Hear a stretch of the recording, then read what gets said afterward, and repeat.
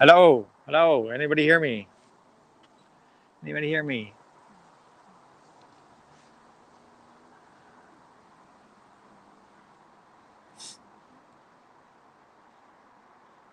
Can people hear me?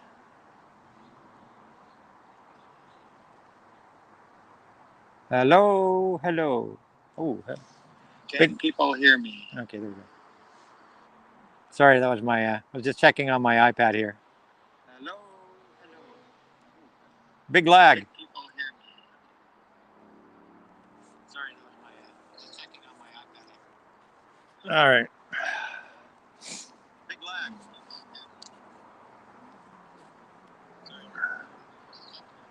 all right. Impromptu. I was not planning this very long. I planned this stream like 24 hours ago. All right. Let me turn the volume down on this. There we go. So I can answer any questions. Regardless of how many people show up, I'm just going to do this little chat anyhow, regardless if one person shows up or 100 people show up. My mic sounds good, yeah. I'm using a mic today, so I don't normally use a mic, but today I'm using a mic. So just to cut the wind and things. And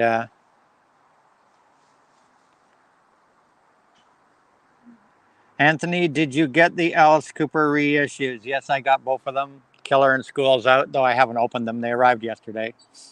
I haven't opened them at all yet. I just looked at the back of what was on them. Of course, disc one is Killer, disc two is School's Out. I mean, disc one of each one is Killer or School's Out, respectively. Discs two and three, it looks like on both the packages, discs two and three. Disc two is sides A and B are a live concert. A, B, and C of discs two and three are live stuff, and side D of both of them is alternate takes of things. It looks good. I'm excited to hear them because both the live things. If I have one complaint, it's that actually both the live things are recorded 1 month apart from each other. One was recorded, I think, like April of '72, and the other one like a month later of May of '72.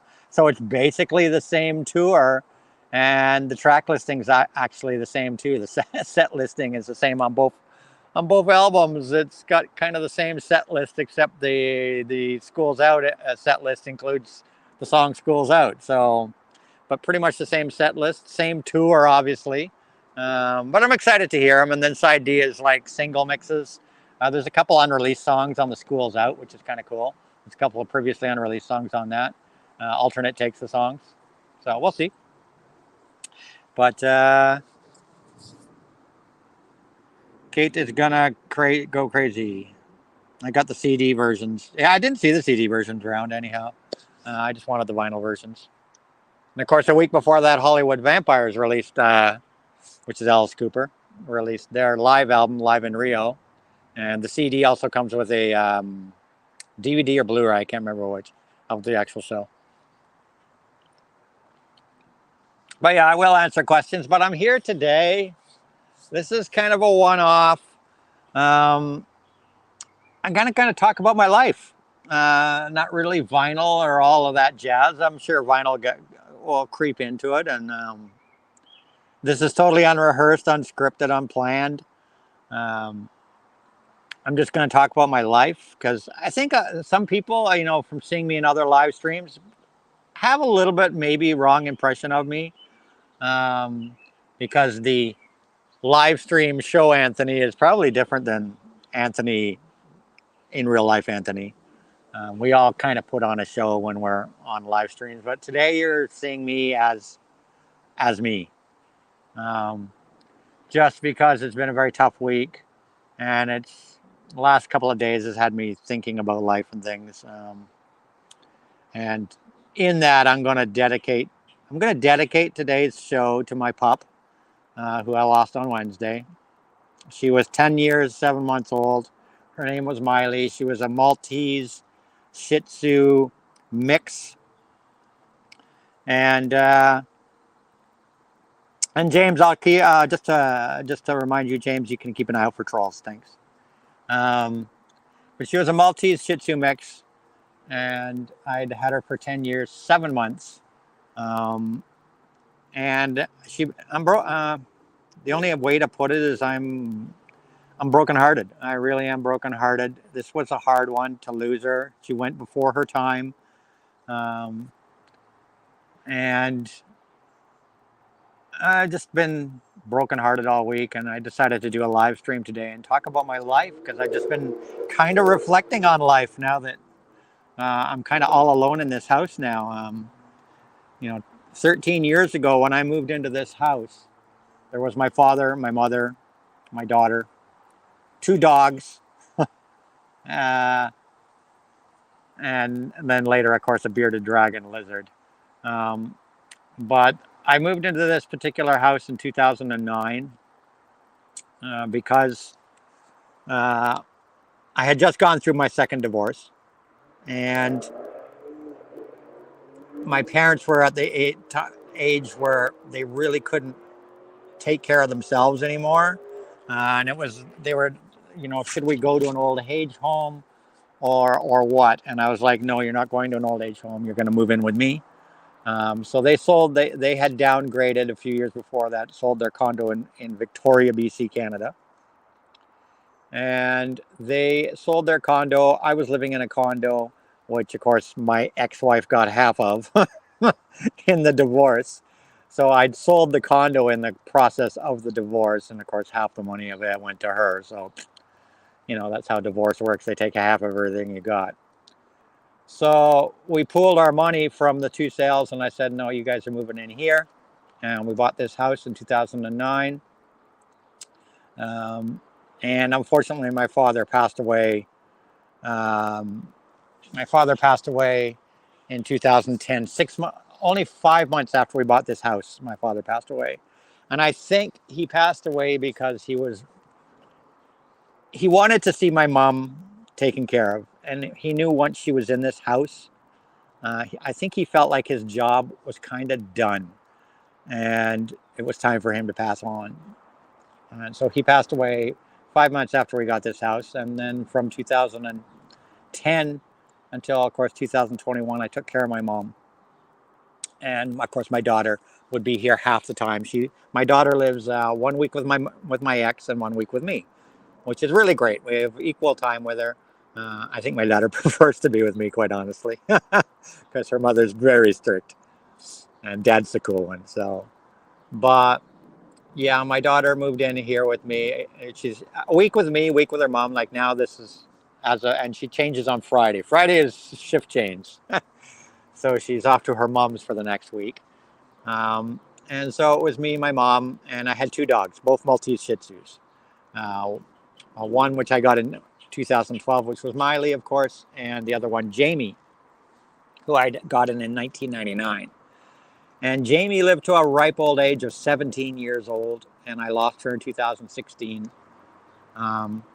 And it broke my heart because I was ready. I think I've always been ready for death in the family, to put it bluntly.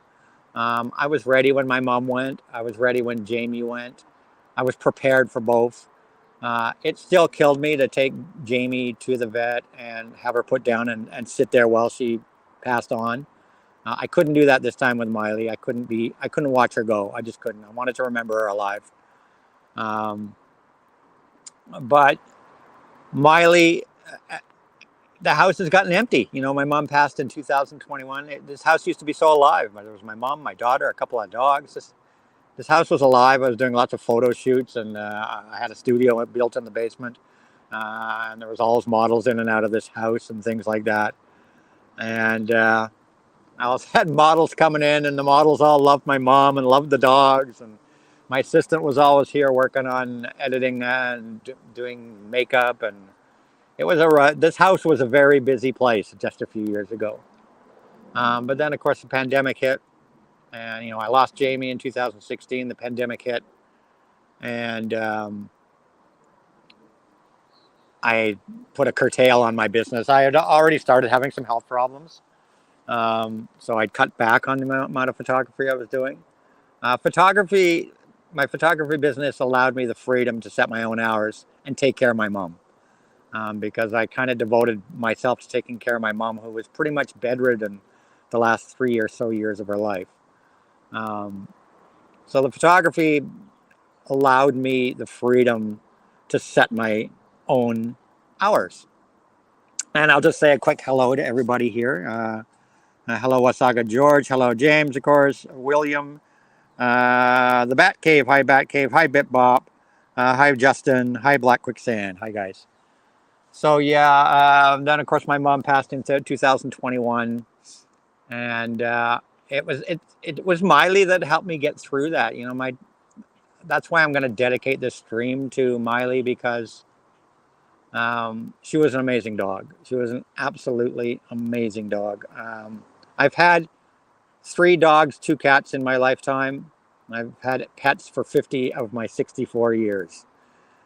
So it's very strange now that, mom's gone, both the dogs are gone. My daughter now, she's a teenager. Next year she graduates from high school, so she's not around as much, doesn't spend as much time with dad, and I'm kind of on my own now. I'm kind of on my own, and certainly felt the loneliness of the last few days since the passing of Miley. She was taken before her time for sure. She'd gone to a groomer in December. November, sorry. She went to the groomer in December, and the day after I got her back from the groomer, I noticed something was wrong with her back legs. And within a couple of weeks, she lost the use of her back legs completely. We don't know what happened. The vet doesn't know what happened. I certainly don't blame the groomer. I think it's all coincidence. But I kept her happy and comfortable for 7 months. She had a little wheelchair thing that she would put her around in. But I knew on Wednesday morning it was time. I'd seen the few days before that she was hiding a lot of pain. I could hear the sighs in her breath. When I picked her up, she would squeak and squeal, and I knew she had trouble laying down, because she was 12 pounds, and when I took her to the vet on Wednesday to have her put to sleep, she was only 8 pounds. She'd lost 4 pounds in 7 months. And on a 12-pound dog, that's a third of her weight. She'd lost all her muscle mass. You could feel her bones. And I think her bones hurt her. So it was time to say goodbye. So I dedicate this stream to her. She was the smartest dog I ever seen anywhere in my life. She knew so many tricks. She could do so many tricks. She was amazing. She was the one that alerted to me when my first dog died. Uh, the vet thinks she had a major organ failed, possibly a heart attack, something. I heard my dog. I was in the middle of a photo shoot, actually. We're not a photo shoot, but working on photos with my assistant in the basement in the office. And we heard this strange howling outside, and we ran outside and found Miley on the deck, standing next to my other dog, who was laying on her side on the deck and obviously had collapsed from some sort of episode. So it was Miley that alerted us to that. And we took her to the vet, and there was nothing they could do for her, and she passed away. And then about 4 years ago, my mom had a stroke in the kitchen while she was making a sandwich. It wasn't a major stroke, it was a minor stroke. It wasn't the stroke that killed her. It was a minor stroke, and she had it while she was making a sandwich in the kitchen. And once again, I think I was outside at the time in the backyard, and I heard the dog howling again. Miley was making this very strange howl, which I'd never heard before. So I ran into the house, and sure enough, my mom was on the kitchen floor, and she'd clearly had a stroke. And my dog was next to my mom, howling and licking her face. So Miley was the treasure. I miss her terribly. I really am heartbroken this week. I'll get another dog in a few months, probably, because I can't imagine not having one. But that's that. At any rate, I wanted to talk more about my past life. That's a little bit of my present life. I will, like I said, anybody has questions, throw them in the chat below. I'll answer any questions. But I wanted to talk more about Anthony, not AGK, Anthony. And just, people have always said in live streams, people I know on the street, people I've worked with, uh, everybody I've ever that has known me said, Anthony, you really need to write a book about your life, because you've had such an interesting life. And I don't think I've had an interesting life, but everybody tells me I have. So I guess I gotta take their word for it. My mom used to say it. Everybody, people I worked with, Anthony, you should write a book. You've had a crazy life. And I don't think I'm a writer. So maybe this stream is going to be kind of my document of my life for posterity. So I hope I don't bore people, but I maybe give people a little more insight into Anthony rather than AGK. And AGK are my initials. Some people ask, but I know it's been said before, but AGK are my actual initials. Anthony Gordon is my middle name, and my last name starts with a K. And the AGK came from my father when I was a teenager, actually. My father used to, I don't know, my father and I were never really close. I was, guess you could say, mama's boy. My mom were super close. Mom and I were super close. But my dad, he was a very busy man. He was an executive for Marsh McLennan Insurance Company. And we really didn't do a lot together because my dad was high up in that company. And then he broke off from that company to open his own insurance company called Gold Circle Insurance, which was a offshoot of Marsh McLennan. So my dad, he'd come home late. He'd come home 8 o'clock. We in our household, we got used to having dinner at 8 to 9 o'clock, which I still do to this day. I have my dinner. I have my lunch at 3, 4 in the afternoon. I have my dinner at 8 o'clock, 8, 9 o'clock at night, and I don't have breakfast. It's kind of been the um, it's kind of been the family life. Just stories of your life, concerts you went to are very interesting. Yeah, I'll tell you guys about some of my live concerts for sure. As I'm just gonna kind of go through my life, and we'll get into like concerts I went to in the '70s and things. For sure, I'll tell you guys some interesting stuff, not just boring Anthony stuff. But I'm just giving you a little backstory of me. AGK I was sent when I was a teenager. And like I said, my dad and I never really did much, but he always used to sign my Christmas cards and birthday cards. He'd always address me as AGK in those. And that's the first time I remember being AGK. He would always write, dear AGK in my Christmas cards and in my, and Lisa, I don't want to hear any of that crap. Okay. I don't want any crap in my stream. If you come to this screen, I'll block you. If you just are here to bitch at other people, that's not what we're here for. All right, so I won't put up with it. Not today. But yeah, AGK. My dad used to sign my birthday card, so it was a name that kind of stuck, and it became my nickname. And later in life, when I started doing things in my own businesses, and I've run a number of businesses, they were always under the AGK umbrella. And certainly my photography, my web business. I was even doing AutoCAD architectural drawings for a while. They were all under AGK Productions umbrella, because AGK Productions was my license, whatever you want to call it, registered business name was AGK Productions. So everything I've ever done has been under AGK Productions. So AGK is so when I decided to do a YouTube channel, obviously the AGK's Vinyl Life was the thing, right? And AGK Lifetime of Vinyl, my Instagram. But yeah, so AGK goes back to my teens. I started, my first job was working as a grocery boy in a Dominion food store bagging groceries when they used to have bag boys and paper grocery bags. Yeah, I used to bag groceries my first job, and I was such a dumb fuck. I was honestly, guys, I was the geeky kid in school. My parents sent me to a private boys' school. I was not the ladies' man or anything like that. It's funny that later in life I would work with gorgeous models and become friend to so many beautiful women. But actually, in high school, I didn't know many women. I went to a boys' school, and I was really kind of sheltered away from girls. Um, I was really kind of sheltered away from girls. The only time I saw girls at dances is being in a private boys' school, they would invite the private girls' schools to come to our dances, and that's how you met girls. Um, and one of those such dances was when Rush played my prom. It was actually before my prom. I was still a couple grades lower, but they did it for the grade 13 prom because back in those days, Canadian schools went to grade 13. And so the grade 13s had their prom coming, but because we had won Rush in a United Way charity fundraiser, we'd won a concert by Rush. They decided to play our dance. We decided to have them play our dance, our formal, and invite the whole school. And it was done in the gymnasium.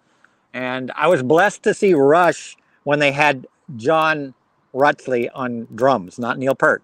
They had just released their first album. They weren't big yet. They only had one album out. When Rush came to my prom, they played their album and they played a lot of cover songs of a lot of famous bands.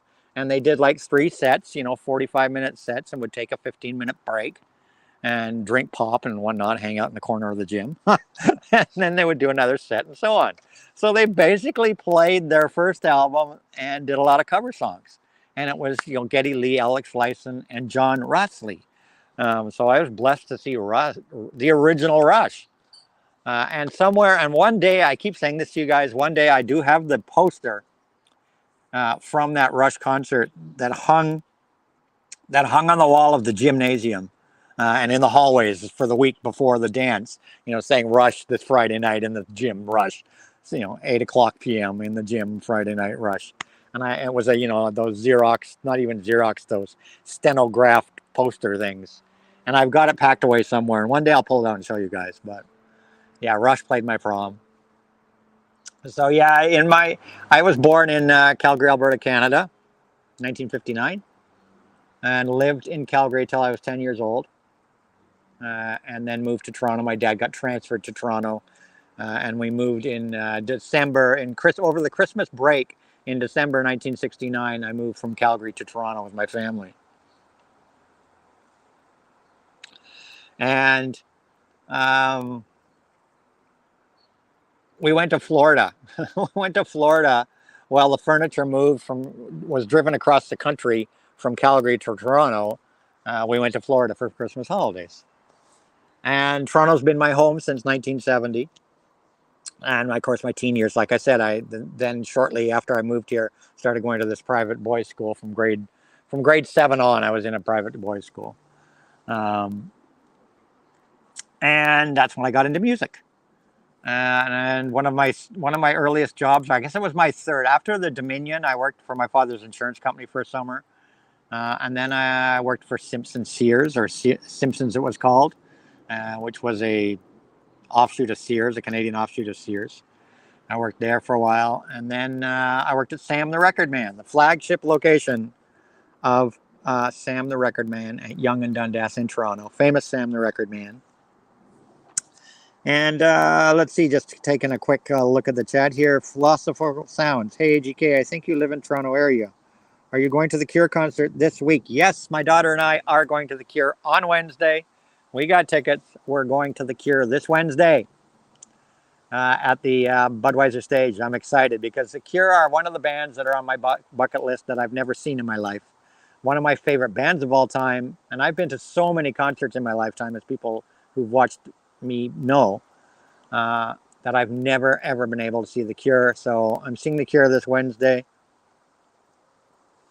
So I'm excited to see the Cure, and I just got some more concert tickets. I'm going to see Jesus Jones.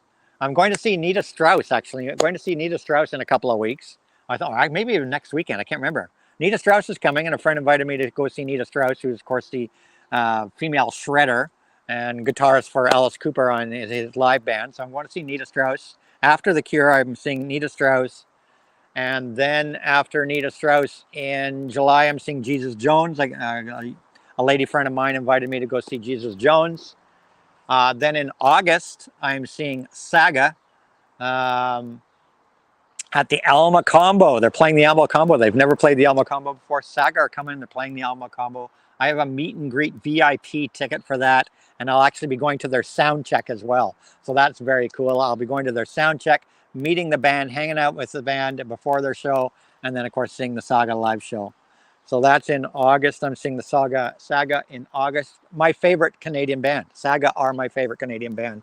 So I'm excited to see them again. I haven't seen them since about, I think the last time I saw Saga was mid 2000s.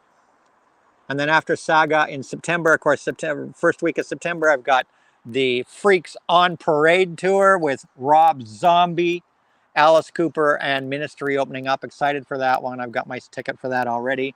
That's yeah, Rob Zombie and Alice Cooper headliners, dual headliners, and Ministry opening for them. So I'm going to see that. Then in October, I'm seeing another band on my bucket list of bands I've never seen before that I absolutely love. One of my favorite UK bands of all time, The Mission. I'm seeing them in October. So excited to be seeing them. The Mission, who I've never seen before. And that's in October. And I just bought a ticket yesterday. I just got a ticket yesterday for Tool in November. I'm going to be going to see Tool at the Scotiabank Arena here in Toronto in November. So I got concerts every month for the next, next 6 months. I got concerts pretty much. So that's my concert thing. But like getting back to my lifetime, any more questions? Let's see. The Cure has been a favorite band of mine since 1989. That Sam's was my record store growing up. Yeah, I worked at Sam's for 2 years part-time after school.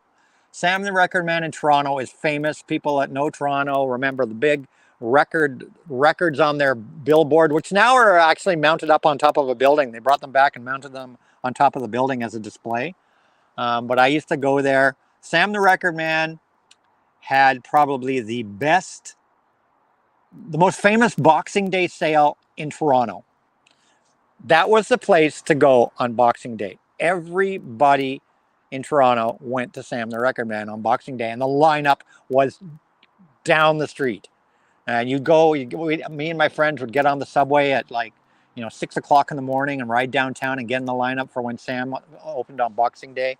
And back in those days, new albums were like $4.99, $5.99 regular price for a new single LP. Like Dark Side of the Moon, whatever, $4.99, $5.99. Double albums normally went for $6 or $7.99, regular price for a 2 LP thing.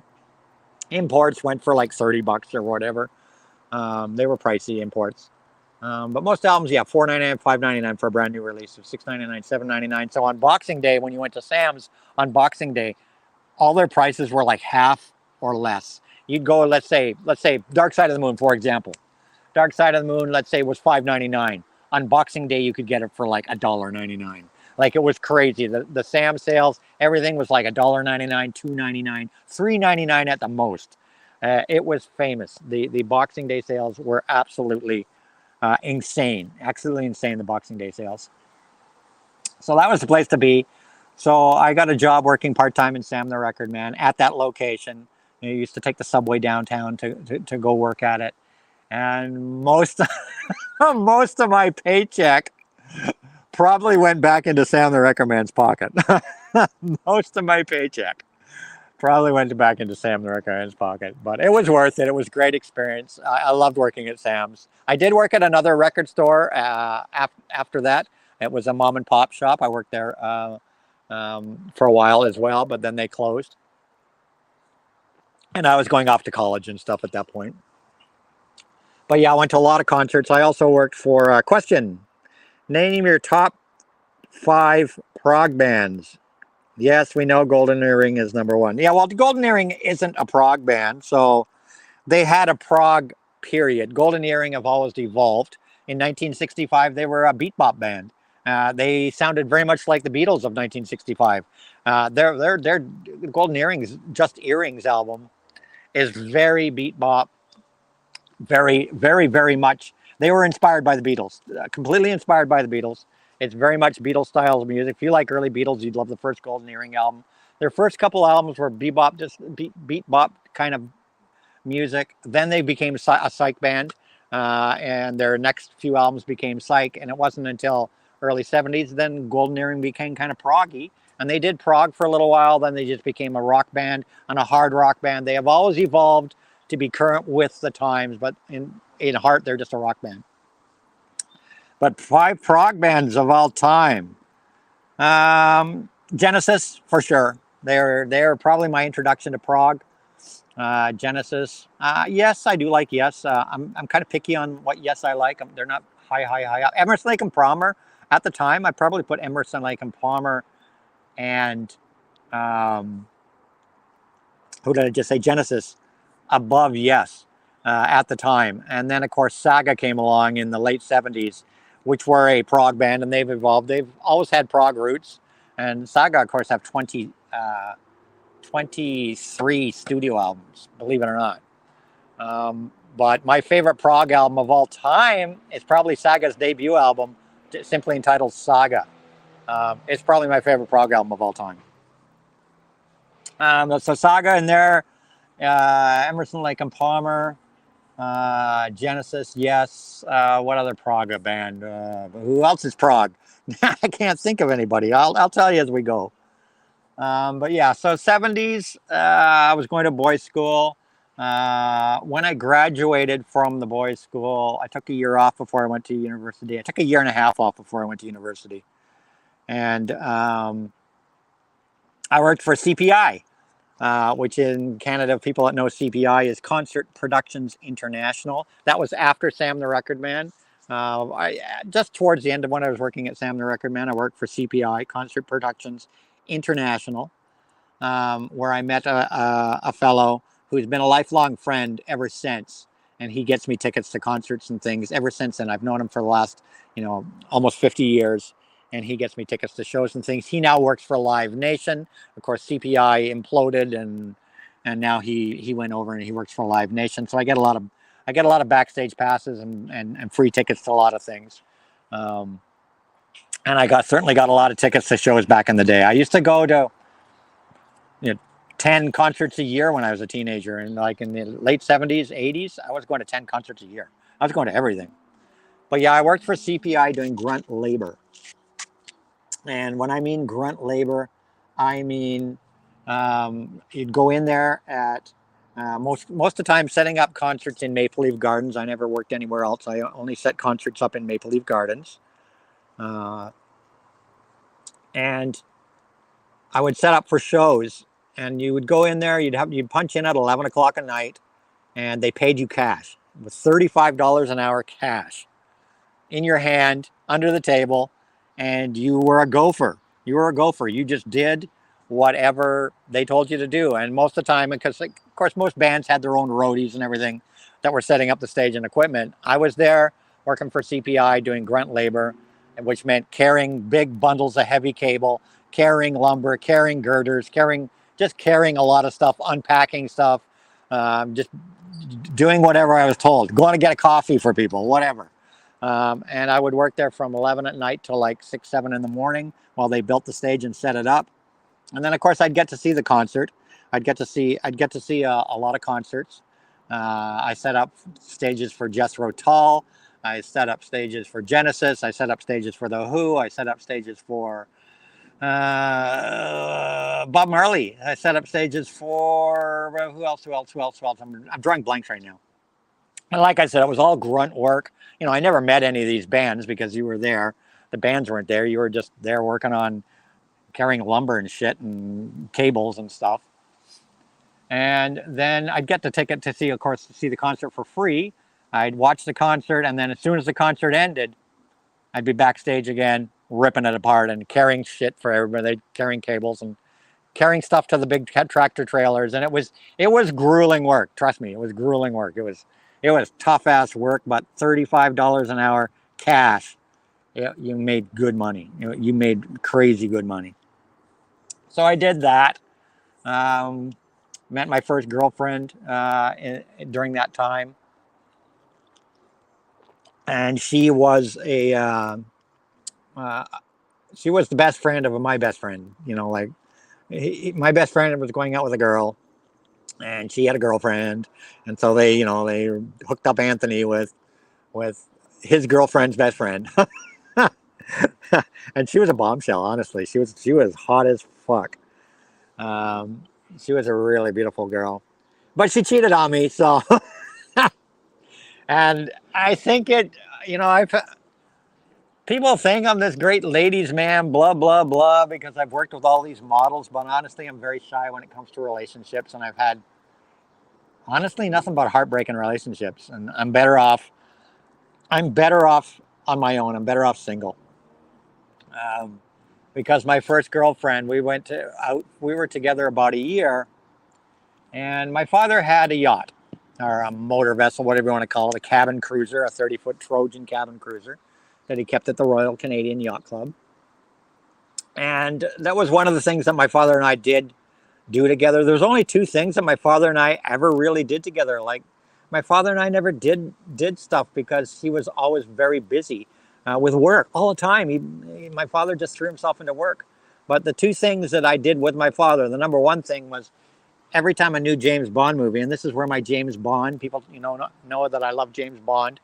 My father brought home a model James Bond Aston Martin from Goldfinger, plastic model kit it was around 1967, 68. And he and I built that model kit together. And I didn't know who James Bond was at that time. It was that model kit of the Aston Martin that got me into James Bond.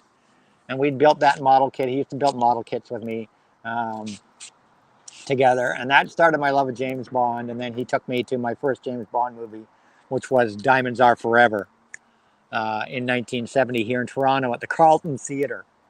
And ever since then, and then I was lucky enough to see the previous Bond films in triple and double bills shortly after that. There was a triple bill of From Russia with Love, Goldfinger, and Thunderball. And then a few months later, there was a double bill of You Only Live Twice.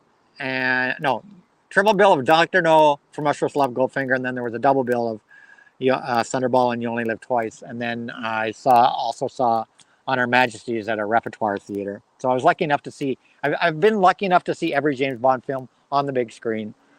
But certainly my dad and I, um, that was one of the things we did together right up until he passed away. I didn't go to James Bond films with anybody but my father. Every time a new James Bond film came out, I'd go with my father. Every single Bond film. And I can remember every theater and every place that my father and I saw the James Bond films when they first launched. Some of them here in Toronto, and then when my parents retired and moved back to Victoria, I would fly. Either my father would fly here, or I would fly to Victoria if there was a new Bond film coming out. He would fly here, or I would fly there, just so that he and I could go see a James Bond film. So that was the one thing I did with my father, was the James Bond films. The other thing I did with my father was navigation competitions in our cabin cruiser in Lake Ontario. And we would travel around Lake Ontario, and they were navigational competitions. I got my Power Squad training as a helmsman for yachts. People don't realize that, but I did officially train to be a helmsman for yachts. And so I would be at helm, and my father would do the navigation along with a couple of friends of his. And these competitions they're not like races. They are races in a sense, but they're not speed races. They're all based on following courses and doing the laid out course. Whoever put on the competition, whichever yacht club or marina put on the competition, uh, you would have a course a course would be plotted out. You would have to plot out your course, figure out wind factor, all that stuff, plot a course, run your course, take bearings on that course. People know what taking bearings is where you have to do physical bearings on a compass and take compass bearings to make sure that you're on the course. You would have to take bearings, and at the end of the competition, when you arrived back, whoever did that course in the best time with the exact bearings was, of course, the winner. And my father and I and his team, our team, there was four of us. I would helm the boat.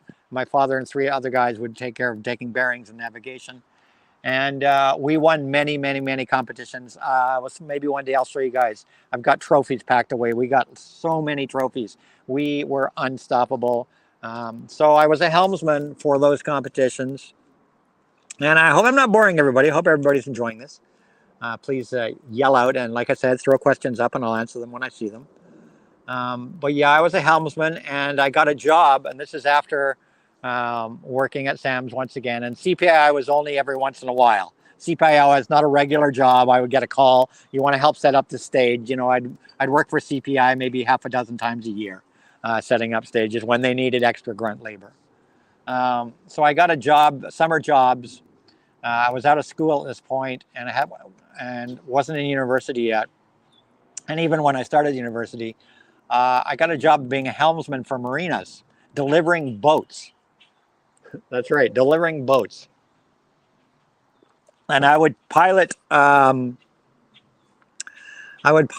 cabin cruisers from, for example, the Trojan factory. Trojan is a very famous brand of cabin cruiser at the time. So these were like 30, these were anywhere from 30 to 40-foot yachts, most of them 30 to 40 foot. So there was a couple 45ers that I piloted. And I would take them from Chris Craft Trojan. I would take them from the Trojan factory, which was here on the other side of the lake. And I would deliver these boats to marinas because a lot of them would be delivered by water. I mean, some obviously would be shipped by tractor trailer truck, but a lot of them that were going to various marinas for sale along Lake Ontario, Lake Erie, Georgian Bay, Lake Huron, the Great Lakes area, they would pilot the boat directly from the Trojan factory. And so I was hired as a pilot, and I would take boats, and I would have a crew of one other fellow who would help me with dockings. He would help, when I pulled the boat into dock. He would be the person that would take care of the lines and everything while I docked the boat, because these are big twin-engine cabin cruisers.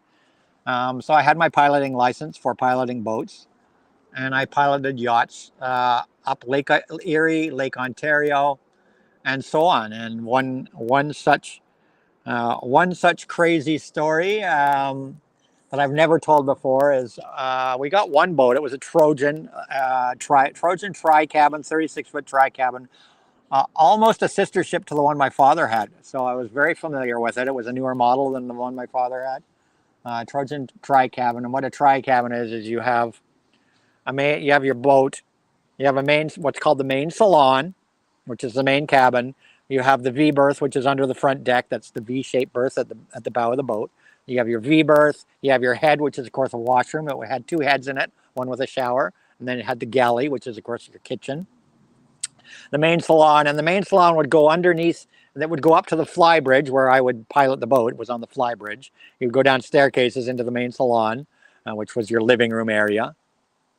And then there was another cabin underneath the bridge, the fly bridge, which had the engines, which had beds on top of them. The engine compartments would actually double as beds. And that's what you call a tri-cabin. There'd be a forward cabin, a main salon, and an aft cabin. That's a tri-cabin.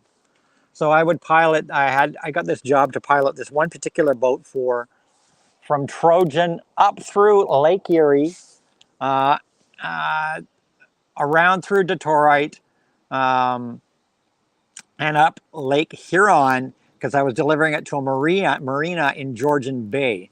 So anybody that knows the Great Lakes, you have Lake Ontario, then you have Lake Erie, then you have Lake Huron, and Georgian Bay is off to the side. Lake Superior goes off in the other direction.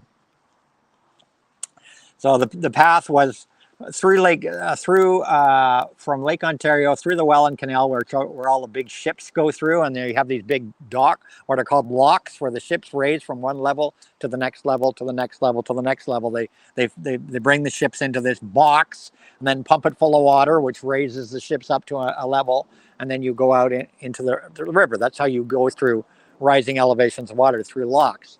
So I would be piloting this boat with this other fellow through these locks, this little 36-foot boat next to massive fucking ships that could just squash us, literally squash us.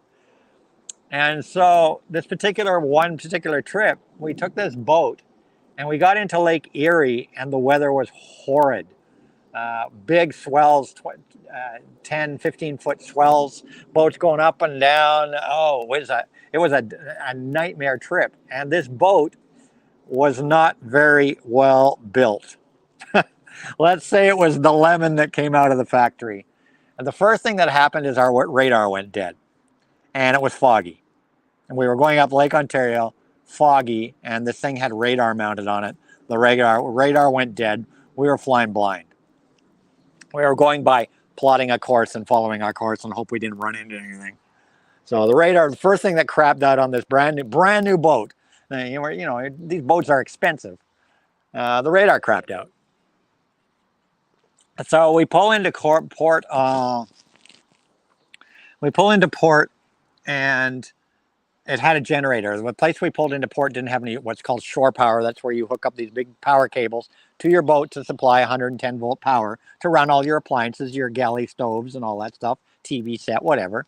They didn't have power, so we ran the generator because the boat had its own generator, gas generator, that would produce 110-volt electricity. So we had to run the generator on this brand new boat, had to run the generator in this port that we pulled into, and the generator caught on fire. When smoke started pouring out from under the floorboards in the main salon, and the generator had was was defective, and it was smoking like crazy. So that was the end of the generator. We had no more generator. So we continued on. It was a trip from hell. I swear to God, it was a trip from hell. So we got a little farther on this trip from hell, and we got up to Lake Huron. Just before we went into Lake Huron, we stopped in Detroit in another marina for the night, because this trip takes you a few days. You can't do this in one day. It took us like 3 days to deliver this boat.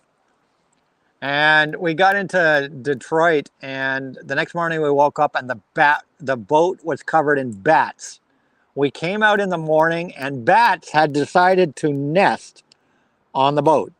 And the whole front deck, there was like 50 bats sleeping on the front of the freaking boat. They're all hanging on the railings that go around the edge of the boat, the little chrome railings. They're all hanging on the fucking chrome railings, sleeping like 50 bats. So like, what the fuck? So we had to shush all these bats off the boat, which was a nightmare because they just freaked out and they're all around us, and we're, what the fuck, like this.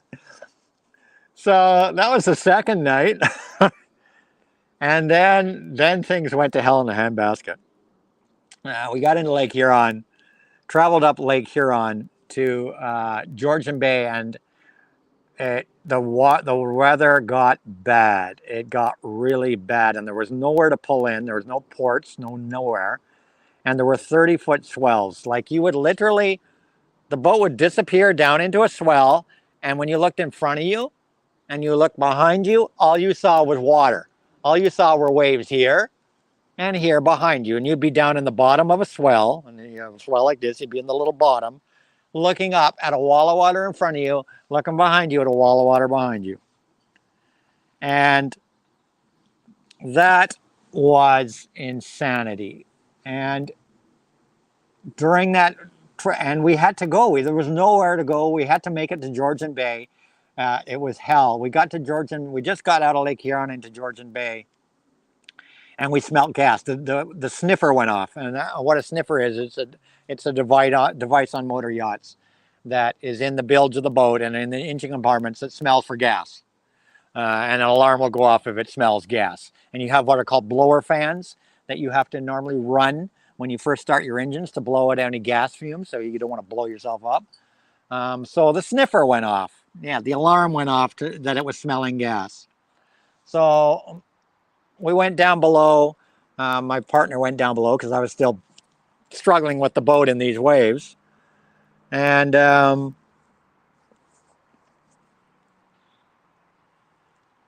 just trying to get this chat here. Smelled gas. We opened up the floorboards, and one of these yachts have big fuel tanks that are strapped under the decks by straps, big round. There were 4 fuel tanks, and one of the fuel tanks from the swell and from the journey had broken loose and had broken open and had dumped like 50 gallons of fuel into the bottom of the boat. So it was now a walking time bomb. When that happened, one of the engines went dead. One of the 2 engines went dead. So now I'm out here in Lake Huron with a dead engine, driving on one engine, and a bilge full of gas. And we pulled up to a dock on somebody's cottage. Just some random person's cottage. We made a beeline for shore on one engine. We literally limped with a gas fumes, a boatload of gas and fumes, and limped into this port, into this dock. And docked there, I called my parents and said, called the marina first, called my parents second, said, this boat ain't going nowhere, it's done. This boat's done like dinner. Called the marina that we were delivering the boat to, who sent a mechanic up, and called my parents to come pick me up because I was stranded in the middle of fucking nowhere. So the mechanic arrived at the boat, and he's got the typical mechanic guy. He's got this big freaking stogie cigar in his mouth. Big stogie. He's like, oh, what's wrong with this boat? And we're like, oh, like the gas, the fuel tank's broken loose. The entire bilge is full of boat fuel. The engine's dead. It ain't going nowhere. And he was there to fix it. I was like, we're out of here. This trip has been tripped to hell. No radar. Generator blew up. Freaking bats. And now this. Like, we're out of here. So the last thing I remember, as my parents had showed up around the same time to drive me home, the last thing I remember was the mechanic with this big stogie cigar, big fucking stogie cigar, hops on the boat to go fix the problem with this big fucking stogie cigar lit and a tank load of gas in the bilge. I don't want to know what happened after that. And whether he blew himself up, I don't know, but so there's a crazy story I've never told before. Yeah, crazy story. So yeah, I've had an interesting life. Like I said, worked for CPI, Concert Productions. From that point, I guess we're getting into the 80s, and I started going to school. End of the 70s, when I went back to school, I took my electronics degree. I became technically what's called an electronics engineering technologist. That's my official profession. And I got hired by a company called Litton Systems Canada, which is where the next interesting story comes. I got hired by Litton Systems Canada. Yeah, I had dumped my first girlfriend. I actually dumped her at the Eagles concert because she cheated on me. And what's sad is my first true love, my first romance, my first girlfriend, she cheated on me with a friend of my father's. She was 18. This guy was 45 years old, and a friend of the family. Talk about trauma. Talk about trauma. I swear I didn't want nothing to do with girls for a long time after that. Yeah, she cheated on me with a 45-year-old man, so I was done. So I went with, there was a bunch of us went to see the Eagles in concert. And when we got to the ticket, he was actually dumping his girlfriend too. And this is the one that was the friend of the friend. There was the two of us. His girlfriend, he was dumping her. I was dumping mine. And they were best friends. And so when we got to the Eagles concert right at C&E Stadium, we got to where they take the tickets. And there was me, my buddy, his girlfriend, my cheating girlfriend. And we got to the ticket gate and we said, well, we're going to the concert. Have a nice life. and John and I went through the gates with the 4 tickets. We went through the concerts and we left our girlfriends at the ticket booth of the concert. And that was the last I saw her. I think about a week later, I got a box on my doorstep with some of my belongings, some record albums and shit, a necklace I'd given her. But yeah, we dumped them at the concert. Just said, fuck you, we're out of here. Have a nice life. We're going to a concert. What are you doing? And we left them there to get home on their own. We didn't give a fuck what happened to them. And that's how I dumped my first girlfriend. Dumped her at the Eagles concert. So another interesting story there. But yeah, the next interesting story, I guess, for you guys, and I hope you guys are all enjoying this. I've been talking for like an hour now. I hope you're enjoying this. I will have guests up on the show later. I will invite you guys up later, but I wanted to do a little chat about my life, document my life for you guys, and I hope you guys are enjoying this. I see 23 people here, so I guess they're enjoying it. So moving right along, I graduated from electronics school, and the next thing I would do would be to work for Litton Systems. And Litton Systems was a company that did navigation systems for aircraft. And they did what was called, they did navigation systems, but the area I worked in was what's called the gyroscope section. And the gyroscope section, they would make these accelerometers and gyroscopes, and these things basically are what keep your plane on course. When the pilot when the pilot punches in his course, the gyroscopes basically keep the plane on course. So I worked for Litton Systems, and they had a contract with the U.S. Government, U.S. military, and we supplied the accelerometers. The accelerometer was part of the gyroscope. The accelerometers and the gyroscopes are the things that keep things on course. That's the easiest way to describe it. And I was a technician. I worked in what was called a clean room, where you wore a white lab coat. You went through an air machine, you went through a portal that would clean you and suck all the lint off your body. It was a clean room laboratory. And I worked there for 5 years. And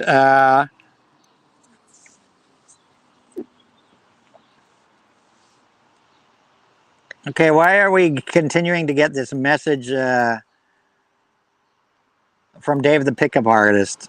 Like, Dave, that's great about your diagnosed schizophrenic. Now, enough is enough. So I worked in a clean room testing and calibrating gyroscopes. And these gyroscopes were used in cruise missiles. That's right, cruise missiles.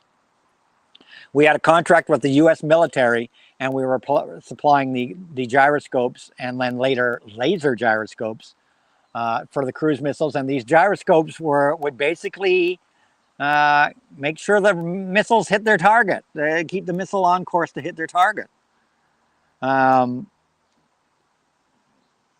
So we would work on these gyroscopes. I'm gonna, what's this? Another moderator handled this. Okay. Just time. You know what?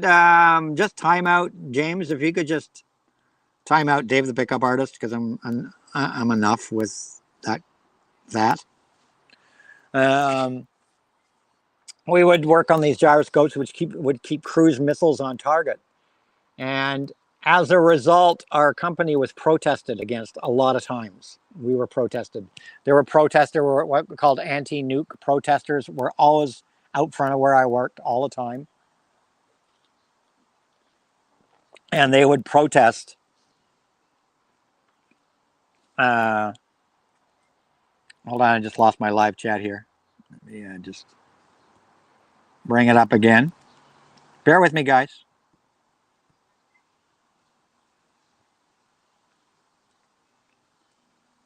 I'm just resetting here. Just resetting. Hold on.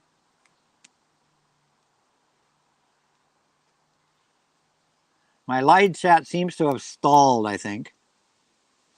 I'm just going to reset here. Hold on, guys.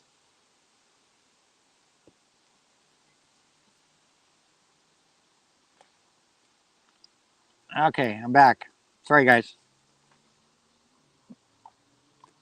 AGK, yeah, see my live chat. I'm sorry, guys. My live chat completely stalled and I was getting no messages. So just let me back up. I'm terribly sorry. My live chat completely stalled and I missed a whole whack. So I'll just say hello to Star Trekker. Hello, Record Hound. Who else didn't I say hello to? Hello, Jorgen. Hello, Zeb. I'm terribly sorry that I don't know what happened to live chat. It was because of Dave the Pickup Artist screwed up the live chat. Looks like we're back in business. Oh yes, AGK, can't hear how you got into Degrassi. Too bad you couldn't dump those X's. That hellish boat delivery. Yeah, really, huh? To leave them on that hellish boat delivery. Okay, so going back to working for Litton Systems, like I said, we had lots of anti-nukes protesters, and people can look this. You guys can look this up in the news, um, if you doubt me. um, but one night, these anti-nuke protesters planted a bomb at our plant, in the plant I worked in.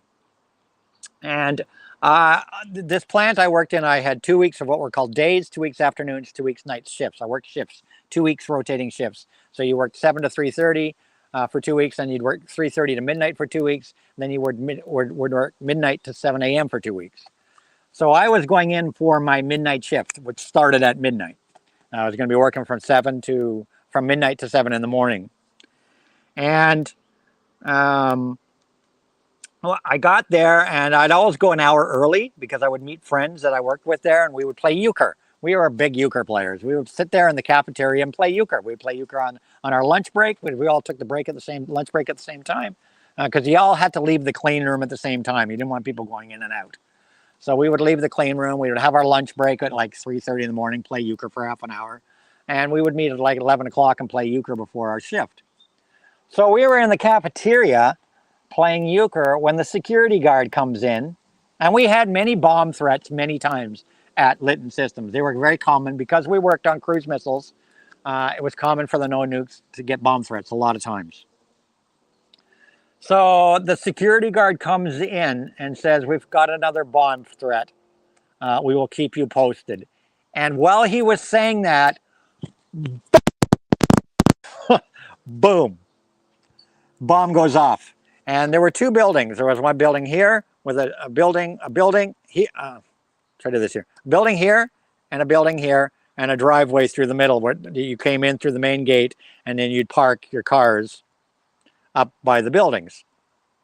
The bomb was placed at the building here.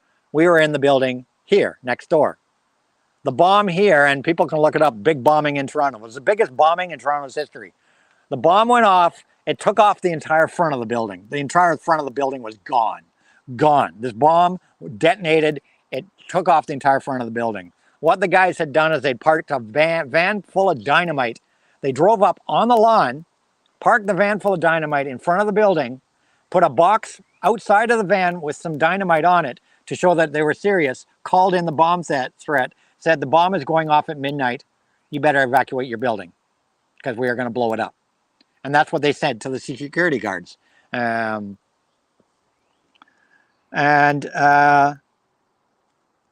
the bomb went off at 11:30.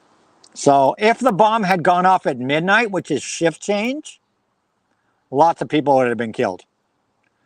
But luckily, in the section of the building that the bomb went off at, that front wall, there was nobody working. Nobody worked in this plant in the afternoons or nights. It was offices. The only people that worked in afternoons and nights were in this building. This building here was pretty much only people in there were cleaners, and I think a couple of cleaners were hurt in the explosion, but nobody died. But the bomb went off, took out like the first third of the building. First third of the building back from the street was gone. But the explosion was so powerful that us next door, as soon as the security guard told us that and turned to walk away, the bomb went off and the whole building shook. And we just like ducked for cover.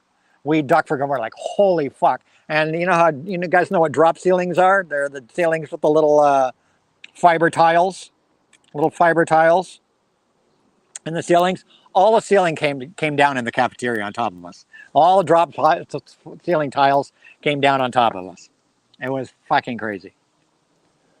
So police cars came, SWAT came, emergency vehicles came. It was all over the news here in Toronto. You can look it up. Big bombing in Toronto. We were interviewed by police and RCMP. RCMP took our names, interviewed us and everything. Medical people came in. They brought in an ambulance bus, like a big ass bus ambulance in case they were wounded, but luckily only a couple people were hurt. And my car was parked up against the building that got blown up. My car was buried. My car was buried under the building. So I lost my car. It was my first car. It was my first car I ever had. It was a Pontiac Astra. And the bomb went off and buried my car. The building collapsed, buried my car. It was gone. So a friend drove us home, and we stayed up all night at my place. A bunch of us went back to my place and drank all night long. We drank all night long after that. The police and RCMP released us at around 1 o'clock in the morning. We went home, drank all night long, and people started calling my parents' house, because I was still living with my parents at that point. People started calling my parents' house from all over the world. Like relatives from all over the world heard about this bombing. My sister, who lived in New Zealand, phoned from New Zealand because the news had reached New Zealand about the bombing in Toronto. Bombing in Toronto. Yeah, I got a brand new car. Insurance gave me a brand new car. I got a brand new car. I got my first. I got the very first Honda CRX ever delivered to Toronto. It was a Honda Civic CRX two-seater sports car thing, and I got the very first one ever delivered to Toronto. And that was with the insurance money from the bombing, because my car was replaced, and we were all given, because we all lost work for a while because the plant had to close down. We were all paid by insurance company. Our salaries were fully paid for like a month. We had like a month off work. Trauma. We were supposed to see trauma specialists and all this shit. I never went to see the trauma specialist. It's just like, whatever. I almost got blown up. Whatever. So, yeah, people called from all over the world like, is Anthony okay? Is Anthony okay? We heard about the bombing in Toronto. So another crazy thing from my lifetime. My life has been full of crazy things. Bombed at work. And about a couple months after that bombing, I went to Montreal with some friends. And we used to do this thing because when you worked shift work, we would work the midnight shift, and when we would go from midnights back to midnights to afternoons to days. So we would get off at 7 o'clock in the morning on a Friday morning. Our work week would be finished. We worked Monday to Friday. We'd get off at 7 o'clock in the morning on a work week, and we wouldn't have to be back to work till 3:30 on a Monday afternoon. So we would get like a long weekend every weekend between the shift change of midnights to afternoons. So we'd drive to Montreal. A bunch of us, we would leave right from 7 o'clock in the morning. We would leave work, and 5 hours, boom, we'd hit Montreal. And we'd go party in Montreal for the weekend and go to strip joints and all that shit that young guys do. We'd hit all the various strip joints in Montreal and clubs and restaurants, and we'd go party in Montreal for 3 days and come back. And we'd come back just in time for work on the Monday afternoon. We'd check out Monday morning from the hotel and head back to work. So we would be there Friday night, Saturday night, Sunday night, and we'd go party. So a couple of months after we got bombed, after the Lytton plant got bombed, we go to Montreal, and we're staying in the Queen Elizabeth Hotel, which is a famous hotel in Montreal. And there was a bomb in the locker of the subway station in Montreal that went off. There was a bombing in Montreal that went off in the locker of the subway station under the Queen Elizabeth fucking hotel that I was staying at. 2 months later, another bomb, a locker bomb goes off.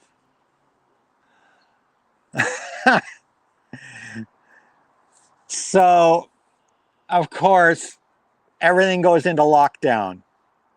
The hotel, the Queen Elizabeth Hotel, goes into lockdown. We couldn't check out to go back because everything went into lockdown. The subway station went into lockdown. And we're stuck in the hotel. We couldn't check out. They're terribly sorry, but there's been an event, which we found was a bombing. And we weren't allowed to check out. So we're sitting in the hotel room, and we get a knock at the door. And there was like 3 of us in this hotel room. And we get a knock at the door. And we open the door, and it's the fucking RCMP. And they're like, are you Anthony so-and-so and John so-and-so and David so-and-so? And I go, yes, we are. Could you please come with us? And we're like, well, what's this about? We're RCMP, and they identified themselves. We just have some questions we'd like to ask you. So the RCMP to take us to an office on the main floor of the hotel. It was like a banquet room thingy, one of the little banquet room thingies. And they pretty much questioned us about our whereabouts and why we were in Montreal, because our names came up in the RCMP database as having been at the Lytton bombing. So they wanted to know why we were in Montreal when 2 months before that we were at Lytton Systems when Lytton got bombed. And so a little bit under suspicion there. So they questioned us, and of course we're like, hey, we just came here to watch strippers and get drunk, man. They let us go and everything. Our stories checked out, and that was the end of it. But it was like, holy fuck. So yeah, we got questioned by the RCMP. We got interrogated by the RCMP, separated into separate little rooms and interrogated as to why we were in Montreal and what we did in Montreal since we've been here, since we checked in on Friday afternoon, what we were doing in Montreal. And we had to say, well, we went to Club Super Sex, then we went over to Chez Paris, then we got wrecked, and we ate poutine on the so-and-so restaurant. So that was, another crazy thing in my life. I was at 2 bombings. Yeah. So I hope people are enjoying this me babbling on here about my life, giving you some backstory of my life. I hope this is entertaining for you guys. But yeah, I worked at Lytton until about 1985, and then when I left there, I became a private detective. I took a course in from a security company and got a job as a private detective. And I had 2 things I would do. A, I would pick up shoplifters in stores. I would get assigned. I would get assigned to a different store, and I'd be in that store for about a month, working as an undercover dick, pulling over shoplifters, which was lots of fun. I could tell you guys a million crazy stories about that, but I'm not going to go into those because there were some crazy, crazy stories of people. You won't believe what people steal. It's unbelievable. People steal anything, just a couple. I'll give you guys a couple. One guy, I pulled this one guy over, little old Italian guy, he's like in his 60s, 70s, little old Italian guy. And I see him, he's looking suspicious. You learned how to watch for people and whatnot, and you go, of course, pretend to be a shopper yourself. And this little old Italian guy is in the hardware department in the power tools. And he takes a frickin' drill, a frickin' power drill, and shoves it in his jacket. A frickin' power drill. And he shoves it in his jacket, and then he makes his way out the door. And of course I follow him, and you're not allowed to arrest somebody until they've officially left the premises, because you have to make sure they don't what's called dump the article that they're stealing before they get out. Because some professionals actually go in there, steal something, and very carefully dump it without anybody seeing before they go out, so that they can then sue you for false arrest. It's a fact. It's an actual fact. They'll do a fake stealing, dump the product, then go back in and sue the security company for false arrest. So this little guy steals the power drill, sticks it in his jacket, goes out. And of course, I go out. As soon as he gets out of the store, I go up, and you would always come around. You have your little ID badge, and you always come over their shoulder with your ID badge, and you stick it in their face. You just reach over their shoulder when they're walking. You walk up behind them, reach over their shoulder, and put your ID badge in their face, because it temporarily will stun the person. And it's like, security, you're gonna have to come with me. And you take them in your arm, and you bring them back in. I bring this little old guy back in with the power drill, and sit him down in the security office and tell him, well, I've seen you. Could you please, take the power drill. Take the power drill out of your pocket, please, and put it on the table. Like $100 frickin' DeWalt, frickin' power drill. So he puts the power drill on the desk, and I go, you realize I'm going to have to, because of the value of this object, I'm going to have to call the police. And I knew all the police in that precinct very well. All the detectives knew me. I spent so much time going to court because I'd have to go to court all the time when people would fight their charges as witness, and they'd all lose because my testimony was God. But there's old guy puts it on the desk, and I go, can you please empty your pockets, please? And he puts the fucking power drill on the desk, and then he puts his wallet on the desk. I open his wallet to get his ID out. The guy's got close to $1,000 cash in his wallet. $1,000 cash in his wallet. And I looked at the guy, and he stole a $100 power drill. Yet he had $1,000 in his fucking pocket, close to $1,000 in his pocket. So I asked the guy, I go, why did you take this? You realize, of course, now the police are going to charge you with theft, and you're going to have to go to court, and you're going to have a record. Why?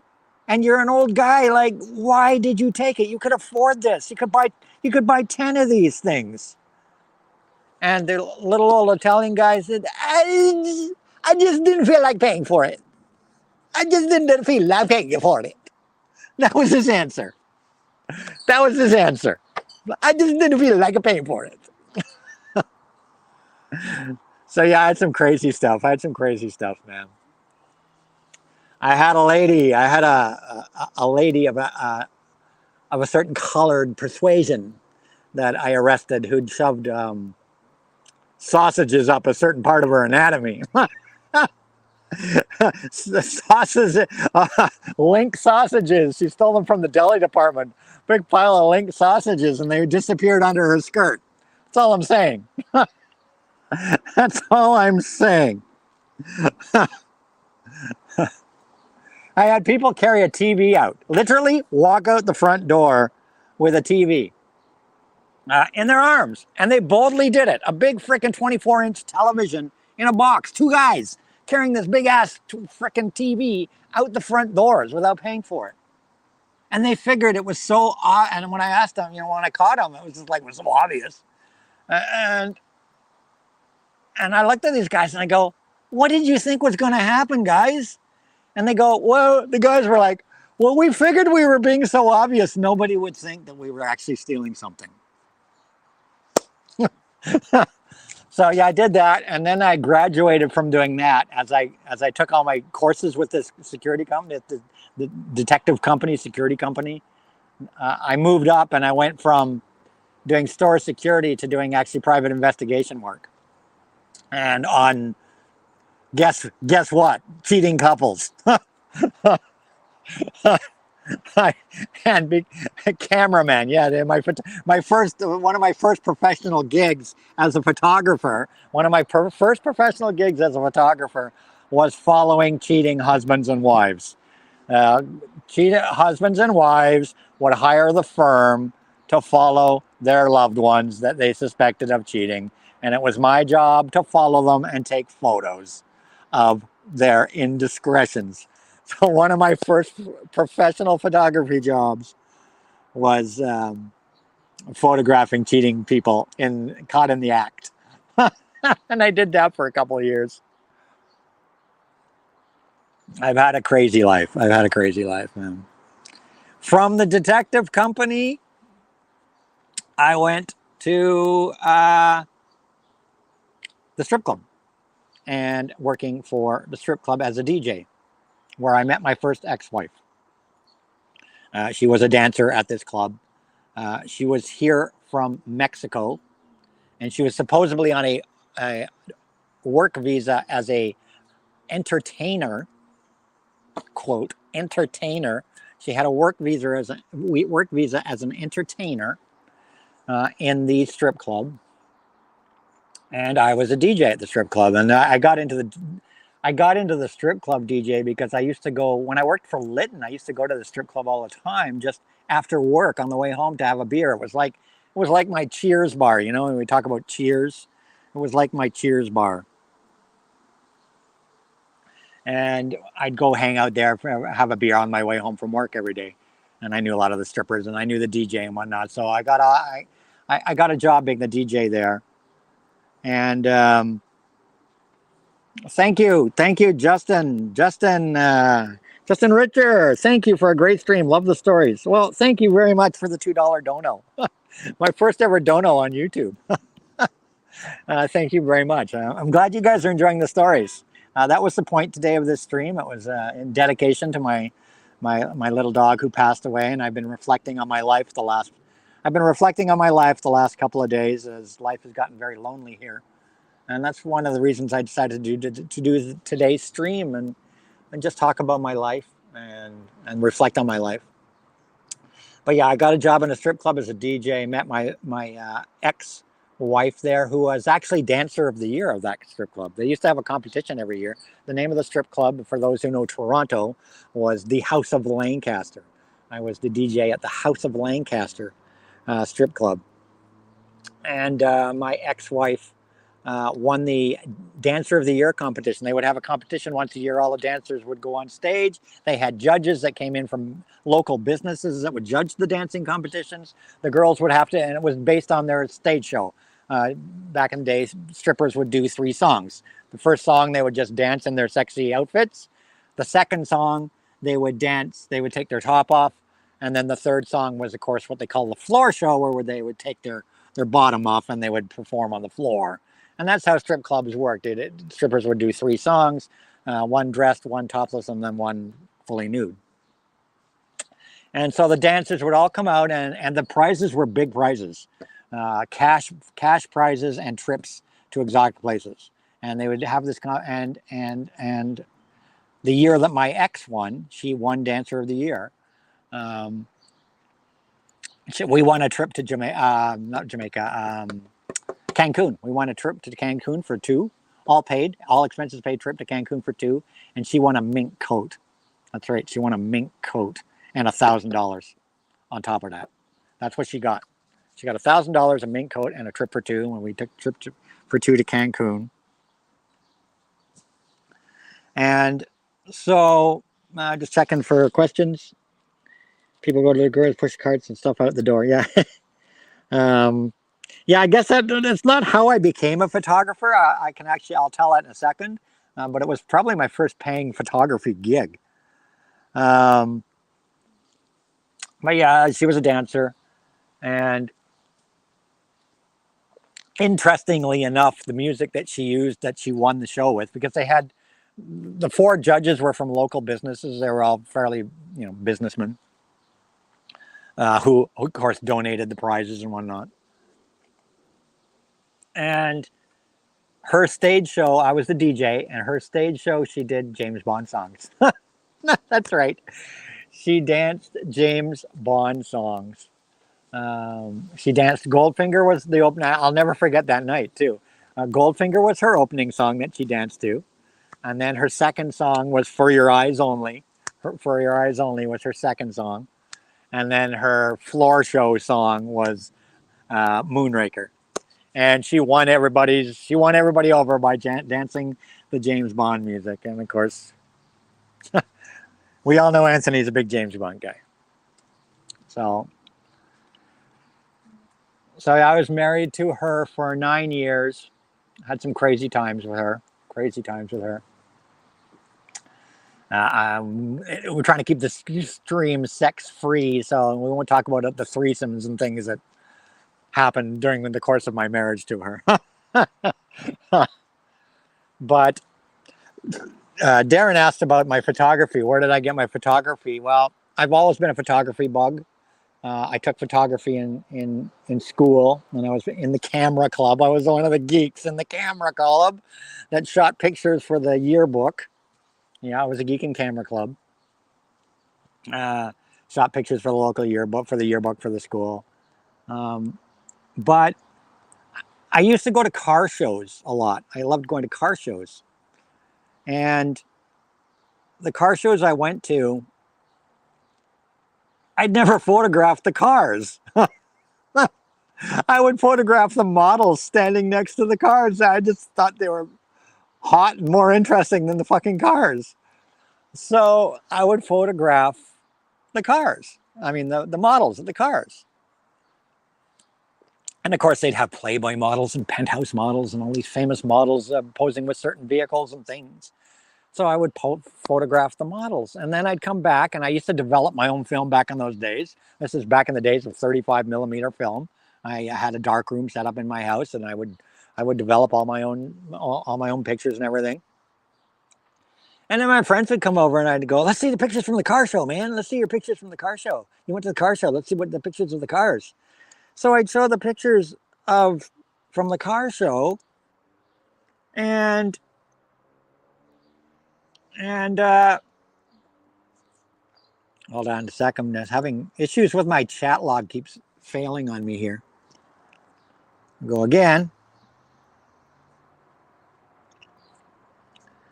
The stupid chat stopped scrolling.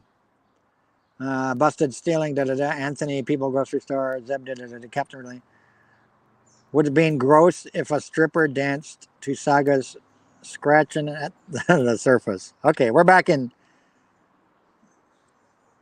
Okay, so getting back to the photography, yeah. So I'd go to car shows and I'd photograph the models. Friends would ask to see my pictures of the cars, and they'd go, "Anthony, where are the cars? All we see is fucking girls here."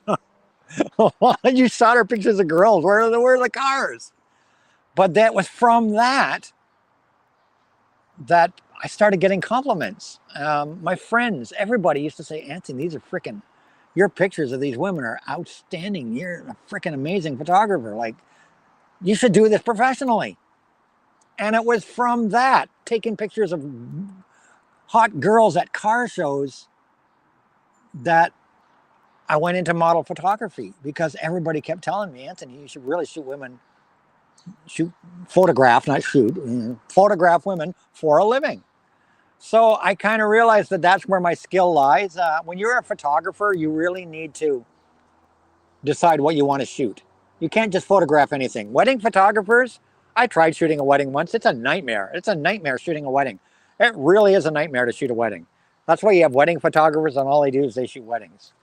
You have people that are good at shooting scenery and whatnot. I couldn't shoot a good scenery freaking thing if my life depended on it. I can't photograph a building.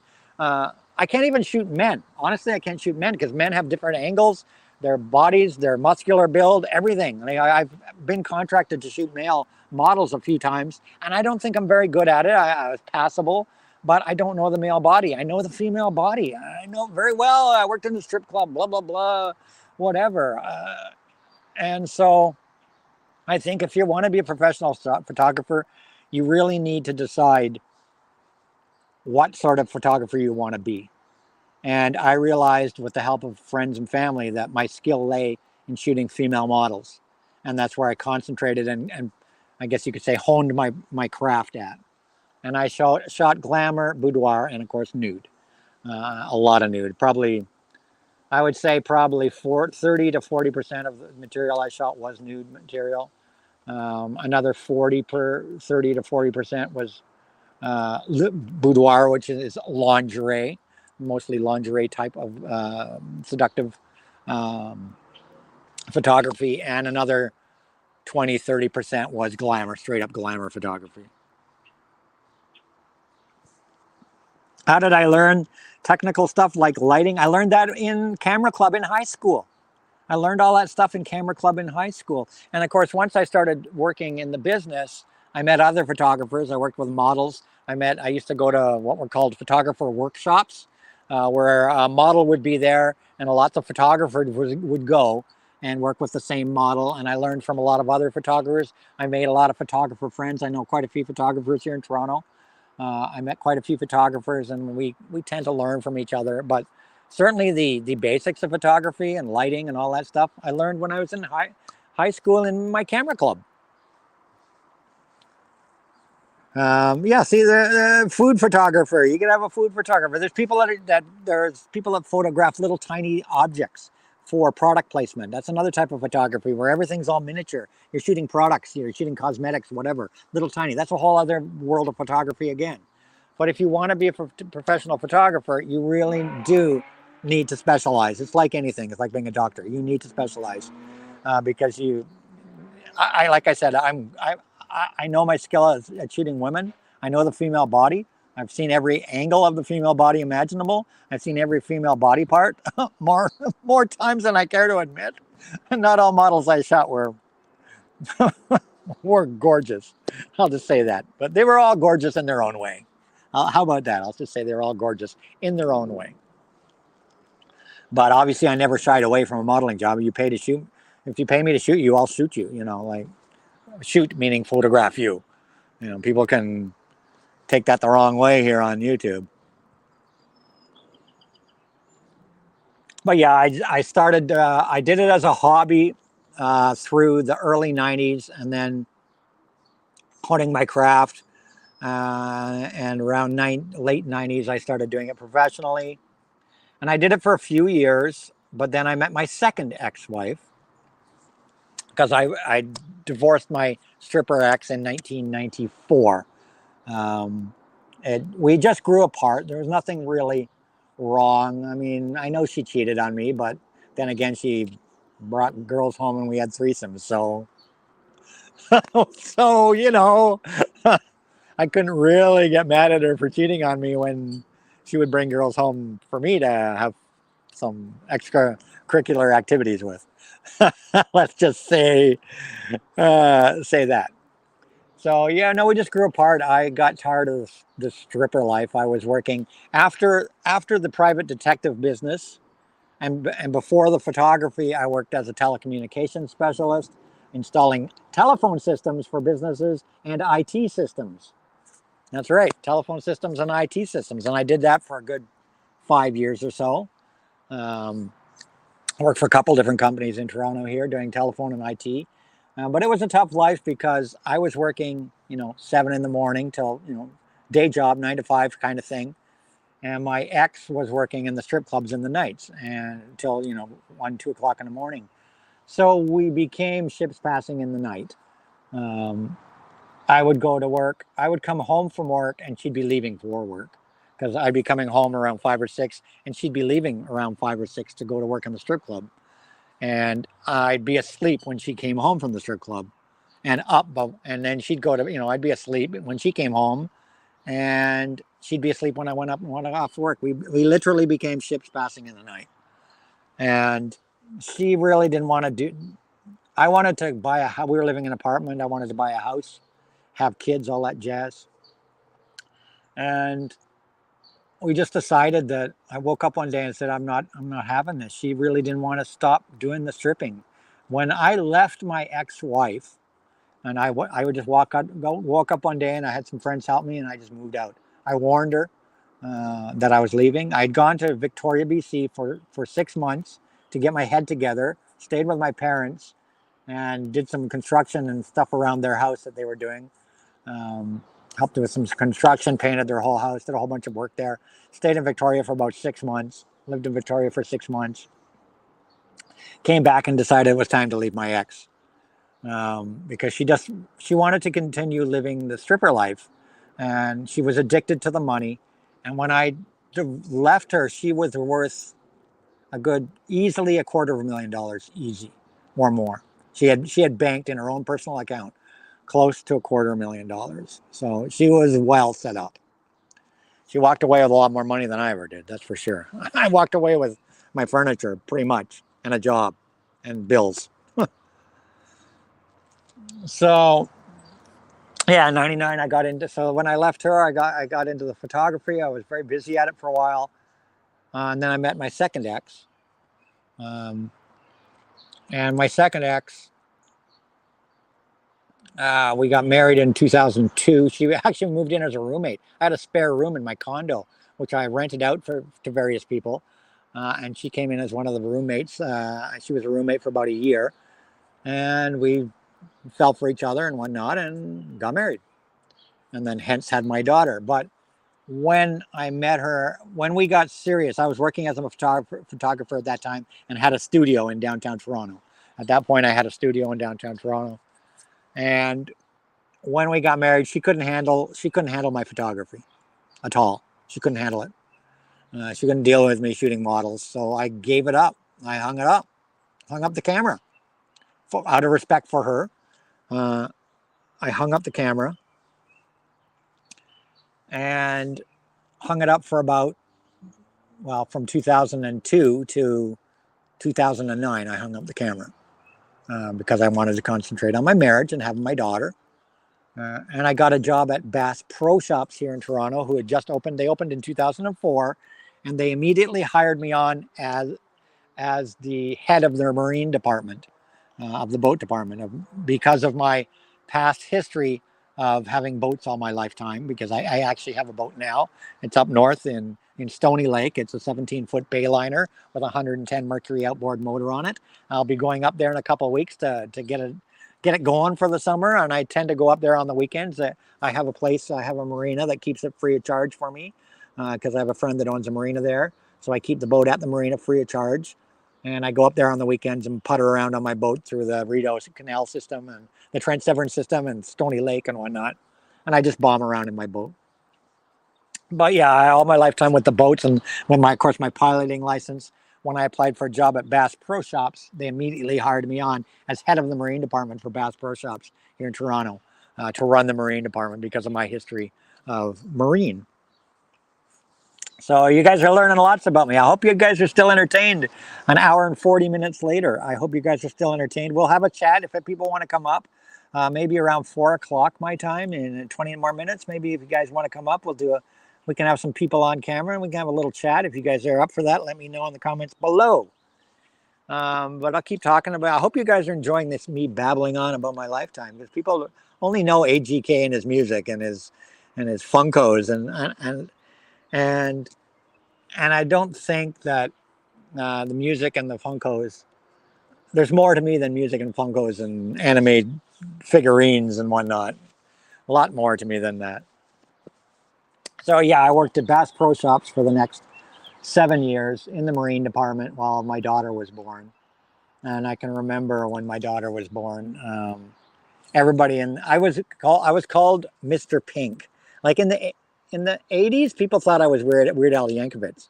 I could show you pictures, but I actually need to get my phone. Actually, I have to go find my phone because my battery is about to run out on my iPad. So I'm gonna have to change to my phone to view the chat in a few minutes, guys. And then I can show you some pictures, really. But yeah, I looked like Weird Al Yankovic. I had the curly hair. I used to have my hair permed in the 80s.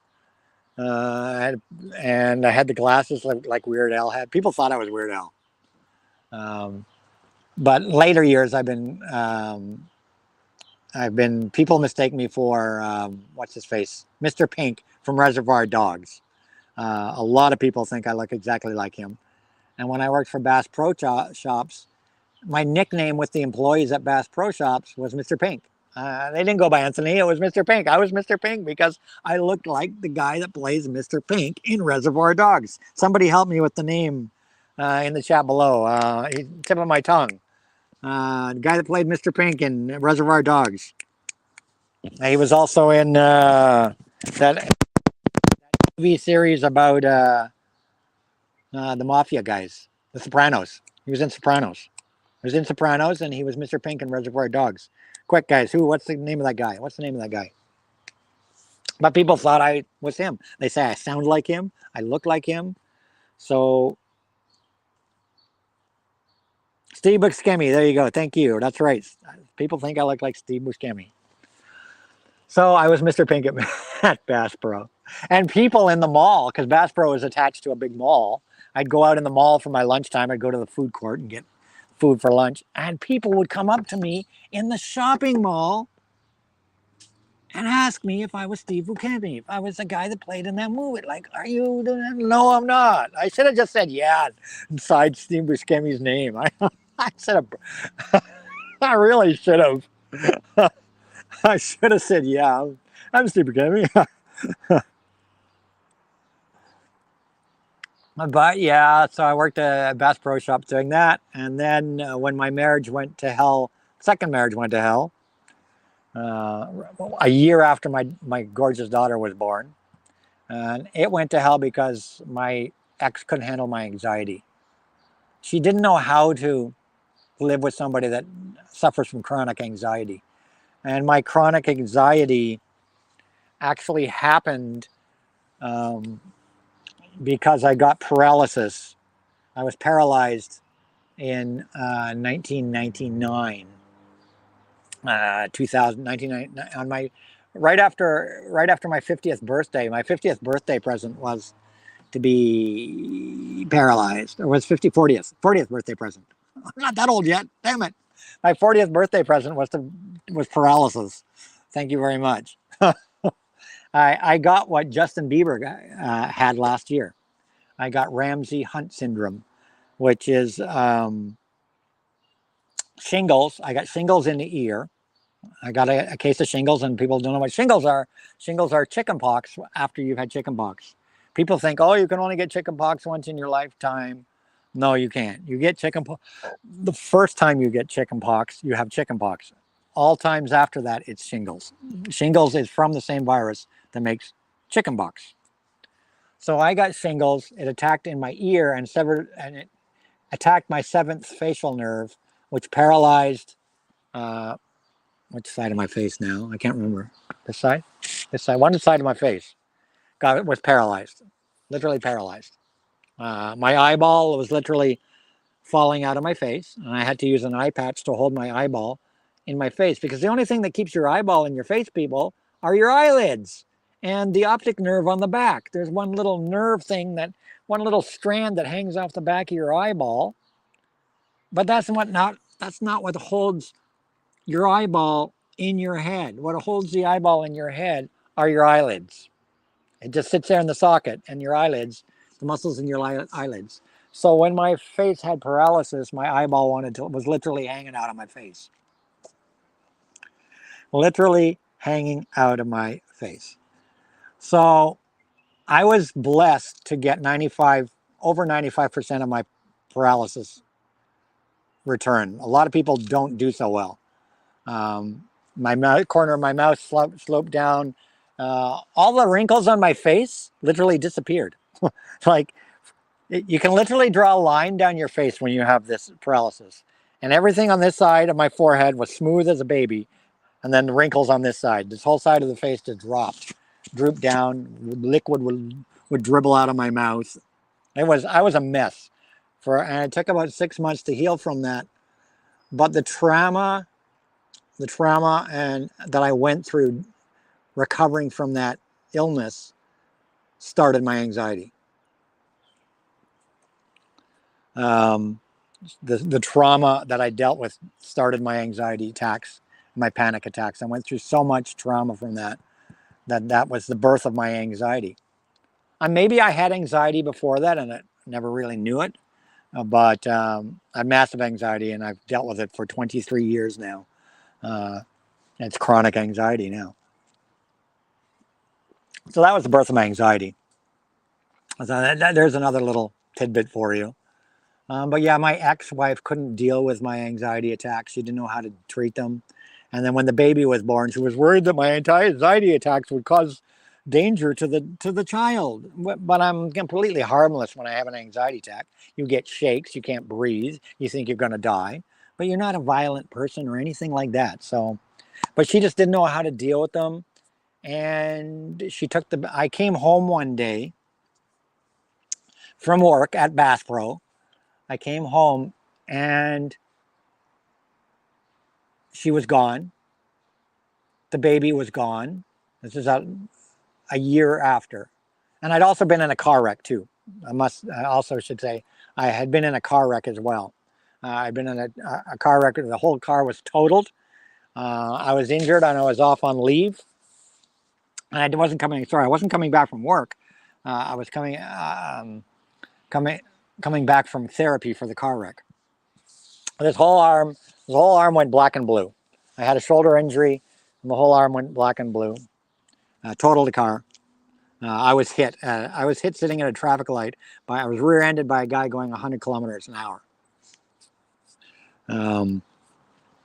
But at any rate, I came home from wherever I was. I was at work, or I don't think I was back. I wasn't back at work at then, or was I? I don't remember if I was back at work. I came home. The baby was gone. The baby's room's furniture was all gone. And certain select pieces of furniture from the living room and bedroom was gone. I still had my bed, my couch, my TV, my stereo stuff. But she took she took things that we had acquired as a couple with her. Very strange. Things that I had before she moved in, she left, but things that we had acquired as a couple, she took. And of course, she took my baby. She took everything in the baby's room. The baby's room was empty, and she took every last picture of the baby that was in the house. And I was destroyed. I was completely destroyed. My ex and I now are on great terms. We're good friends and whatnot. And my daughter's the love of my life and the reason I stay alive. She's everything for me. But it was when she left and I was like, what am I going to do with myself? I was going through divorce, my anxiety. The divorce, of course, caused me massive anxiety. I couldn't work at Bass Pro anymore. I just couldn't take it anymore. I couldn't take doing the 9 to 5. I just couldn't deal with it, with the anxiety of the divorce and all that. And then and we're kind of coming full circle here, guys. As I said before, at the beginning of the show today, that's when my parents moved from BC. I moved out of my condo and we got this house together here. And that kind of brings you full circle from my life. I certainly have many more crazy stories of things I've done in my life. I've talked about it on Rachel's stream about the human trafficking. I can quickly tell you guys that one. My first ex, as I told you guys, was a stripper, and she was here on a work visa, supposedly, on an entertainment visa. And she was staying at a house not too far from the strip club. And of course, we started dating. We got involved with each other. And Zeb, what band have you never seen live and wanted to many times? Well, The Cure, who I'm seeing this Wednesday, was a band I've always wanted to see, and I'm seeing them finally for the first time this Wednesday, The Cure. And of course, Golden Earring, my favorite band of all time. I never, unfortunately, got the chance to see Golden Earring live. The only one time that Golden Earring played in Toronto, I was living in Mexico with my ex.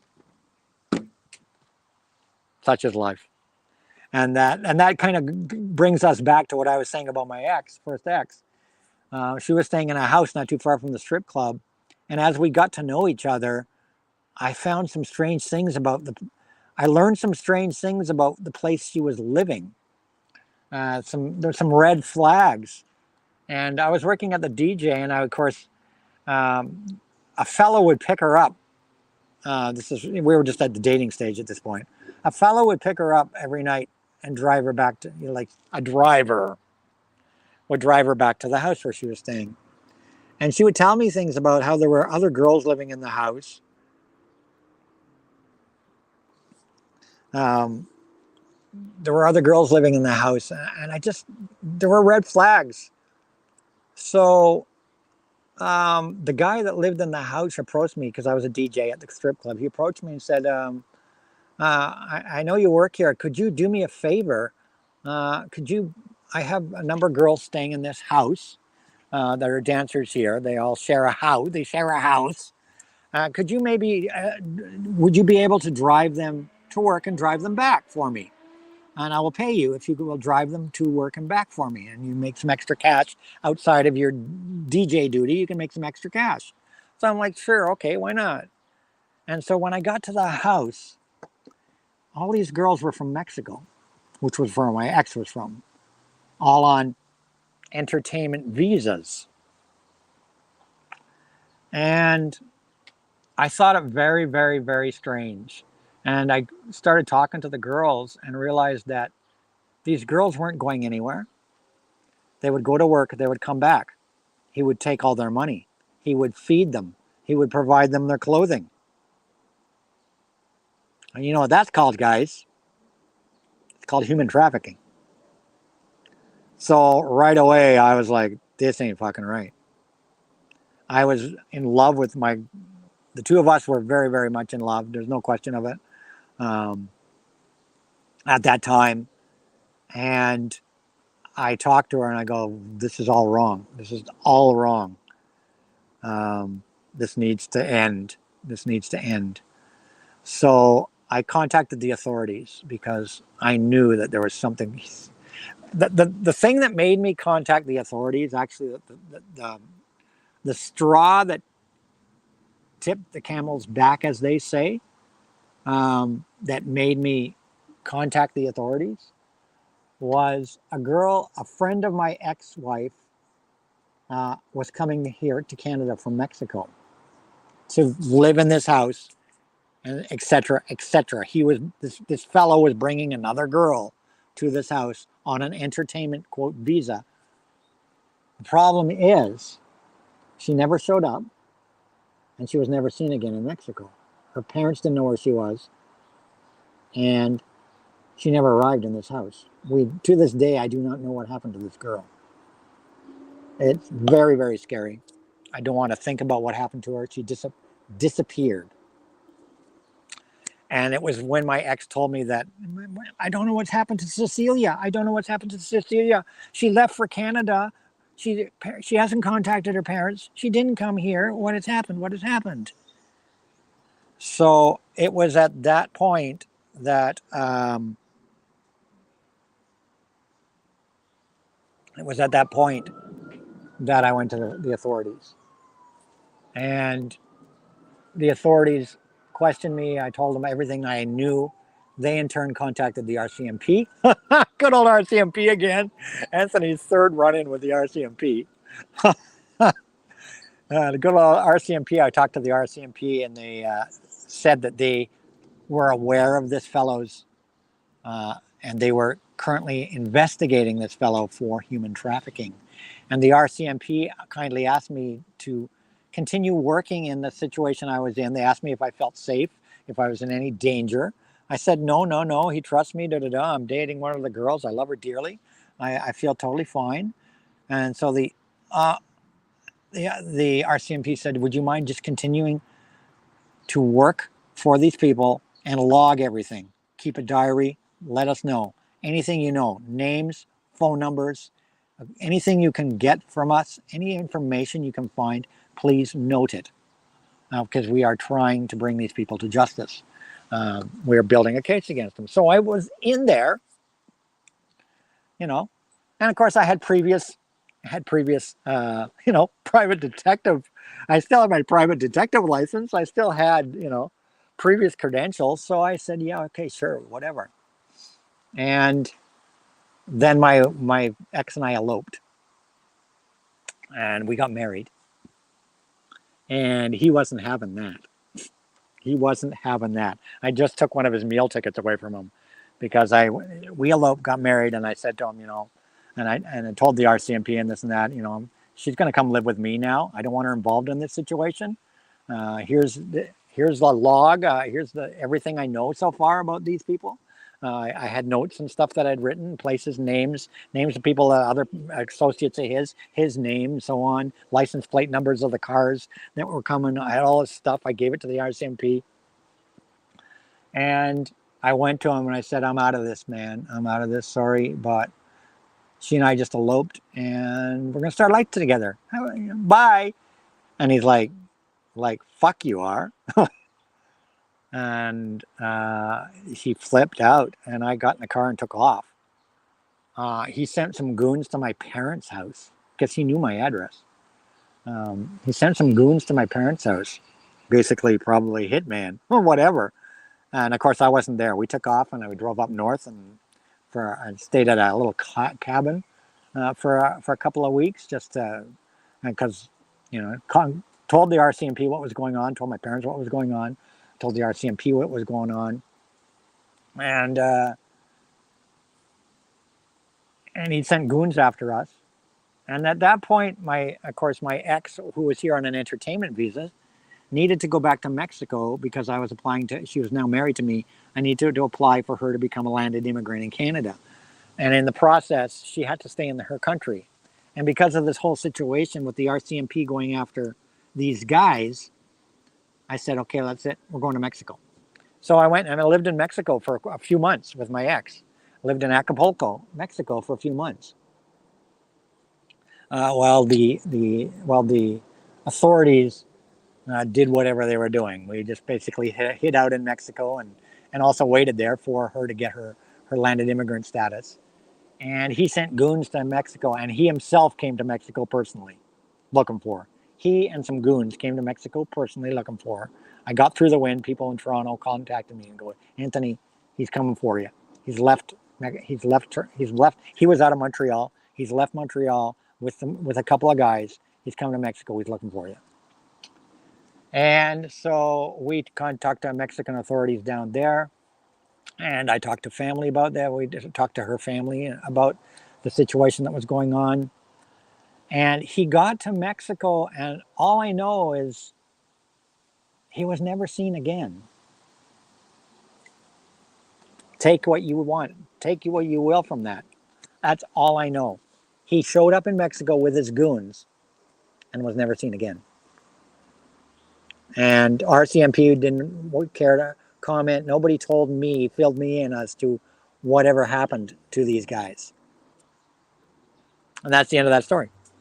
And on that, it's 2 hours, guys. 2 hours I've been babbling my head off about the life and times of AGK. And I hope you enjoyed this 2 hour babbling of my life. And I hope it maybe gives you some more insight into my personal life and my life experiences. I certainly probably have another 2 hours worth of stories I could tell you guys. Like I said, I've been a record collector all my life. Let me just quickly, let me quickly go grab my iPhone so I can see your guys' chat, because this iPad is about to die. So just give me a sec, guys. I'll be right back. I'm just going to go grab my iPad, my iPhone. I'll just turn the cam off for a sec. I'll be right back, everybody. Hold on. Hope you guys have been enjoying this.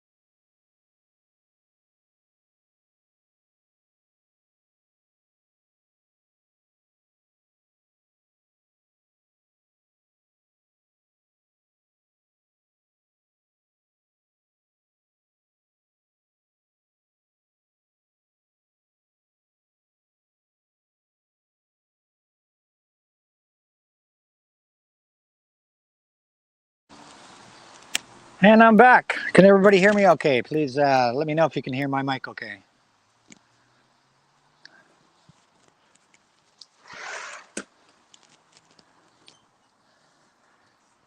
Everybody hear me all right? Okay, cool. Cool. So I planned on only babbling for about 2 hours, and whatever I didn't rehearse any of this today. I didn't know what I was going to talk about. I wanted to talk about things that I don't talk about, because you guys know about my record collecting. You know about my videos and my anime and my James Bond and all this stuff. I thought I'd let you guys get to know Anthony, not AGK.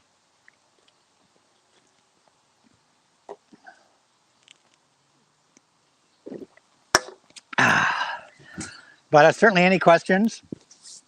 You guys have questions about anything I've talked about today, please fire them away in the chat. And nice to see people in here. You know, even if I had one person here, I was going to do this stream just as a document of my own personal record of my life. Because people say I should write a book. Because I probably have another couple of hours of stories I could tell you guys that would just be I know I didn't talk about my photography much. If you guys want to know some of the stuff about famous people I've worked with, I can tell you that. Let's see. What can I tell you there?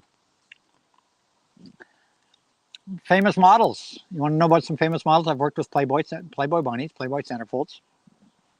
I worked with Victoria's Secret models. I was actually hired in 2013. I was hired in 2013 to be an assistant photographer on a shoot in New York City with the Victoria's Secret models. And I met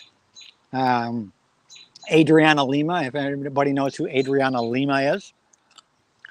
Famous Victoria's Secret model. I met and worked with Adriana Lima as an assistant photographer. I was hired by another photographer who knew my work, seen my published work, and hired me to work as assistant photographer on a Victoria's Secret related shoot in New York City. I flew there for 3 days and worked with Adriana Lima. Other people I worked with, famous adult. She was porn star now turned world class chef, Annetta Keys. She's a very good friend of mine. She was a very popular model on practically every website on the internet. She did a little bit of porn as well. Beautiful, beautiful, beautiful girl from Prague. Excuse me while I eat peanuts, guys. I worked with her and we became very good friends, actually. Very, very good friends. And we're still friends to this day. She's now a world class chef. Annetta Keys, worked with her. How are we doing here, guys? I got to go, everyone. Take care. Take care, Caitlin. Enjoy the stream, AGK. James will see you tomorrow. Hey, James, boys, not check out your spam filter. I mailed you.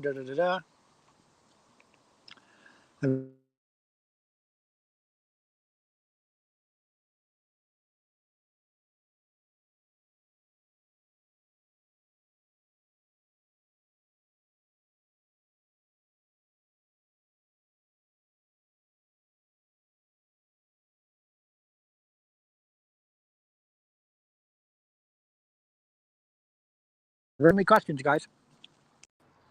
There we go. We're back. We're a little pause in the internet, guys. You guys hear me okay?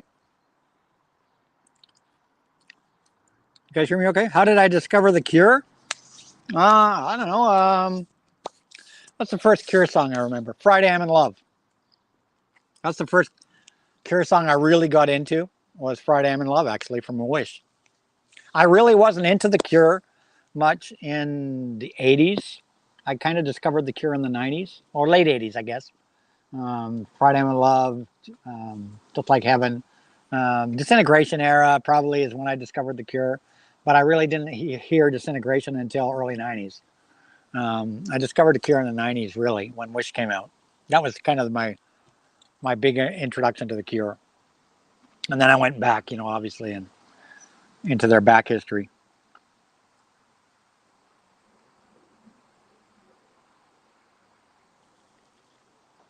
Porn star chef name. Yeah, sure. I can type that in the chat.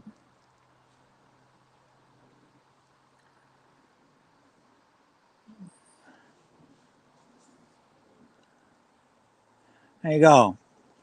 I'm going to turn off my iPad here and open my iPhone because the iPad has got 1% battery. So just let me bring up my chat here on the iPad because it's too hard to type on here. So I'm going to type here. iPad. There we go. Turn off the volume. Close the iPad. And we'll just use the phone from now on. So the chat's a lot smaller now, guys. Okay, James, it's a link to your channel. There's an MP3 of the Beatles. Da, da, da, da, da. So yeah, Annetta Keys is her name. She and I are very, very good friends.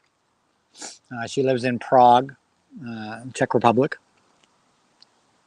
Famous. She shot a lot in the 2000s and then disappeared. And she actually had a horrendous, she disappeared in the late 2000s, before 2010s, because she had a horrendous car accident.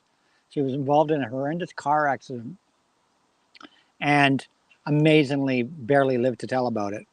and you wouldn't. And if you look close, you can see some scars on her body. But she's continued to do artistic nudes to this day, and now she's become a chef. Um, but she's a gorgeous woman, absolutely gorgeous woman, beautiful human being. I've shot her. She's on my website. I've shot her many, many times. Um, she was on the cover of the. She's on the cover of my one and only book that I actually put out. There's a book of my photography, and I talked about this on Rachel's interview. There's a book of my photography. I do have copies of it. You can even buy a MagCloud digital version of it. It's solo only my photography. It's a coffee table book, a couple hundred pages long of nothing but photos of models. Annette Key is featured in it, and she's featured on the cover. It's called Seduce. I produced that magazine in that book in 2016, and actually sold very, very well. I actually made a pretty good pile of money from it. I can actually show you guys sometime if you want to see that book. I know I showed it on Rachel's interview when she did the interview with me a couple of months ago. But if you guys want to see that book, I can certainly show you that book as well. It features some of my work. At the time, I've been blessed to have appeared on 17 magazine covers. My work is featured on 17 magazine covers.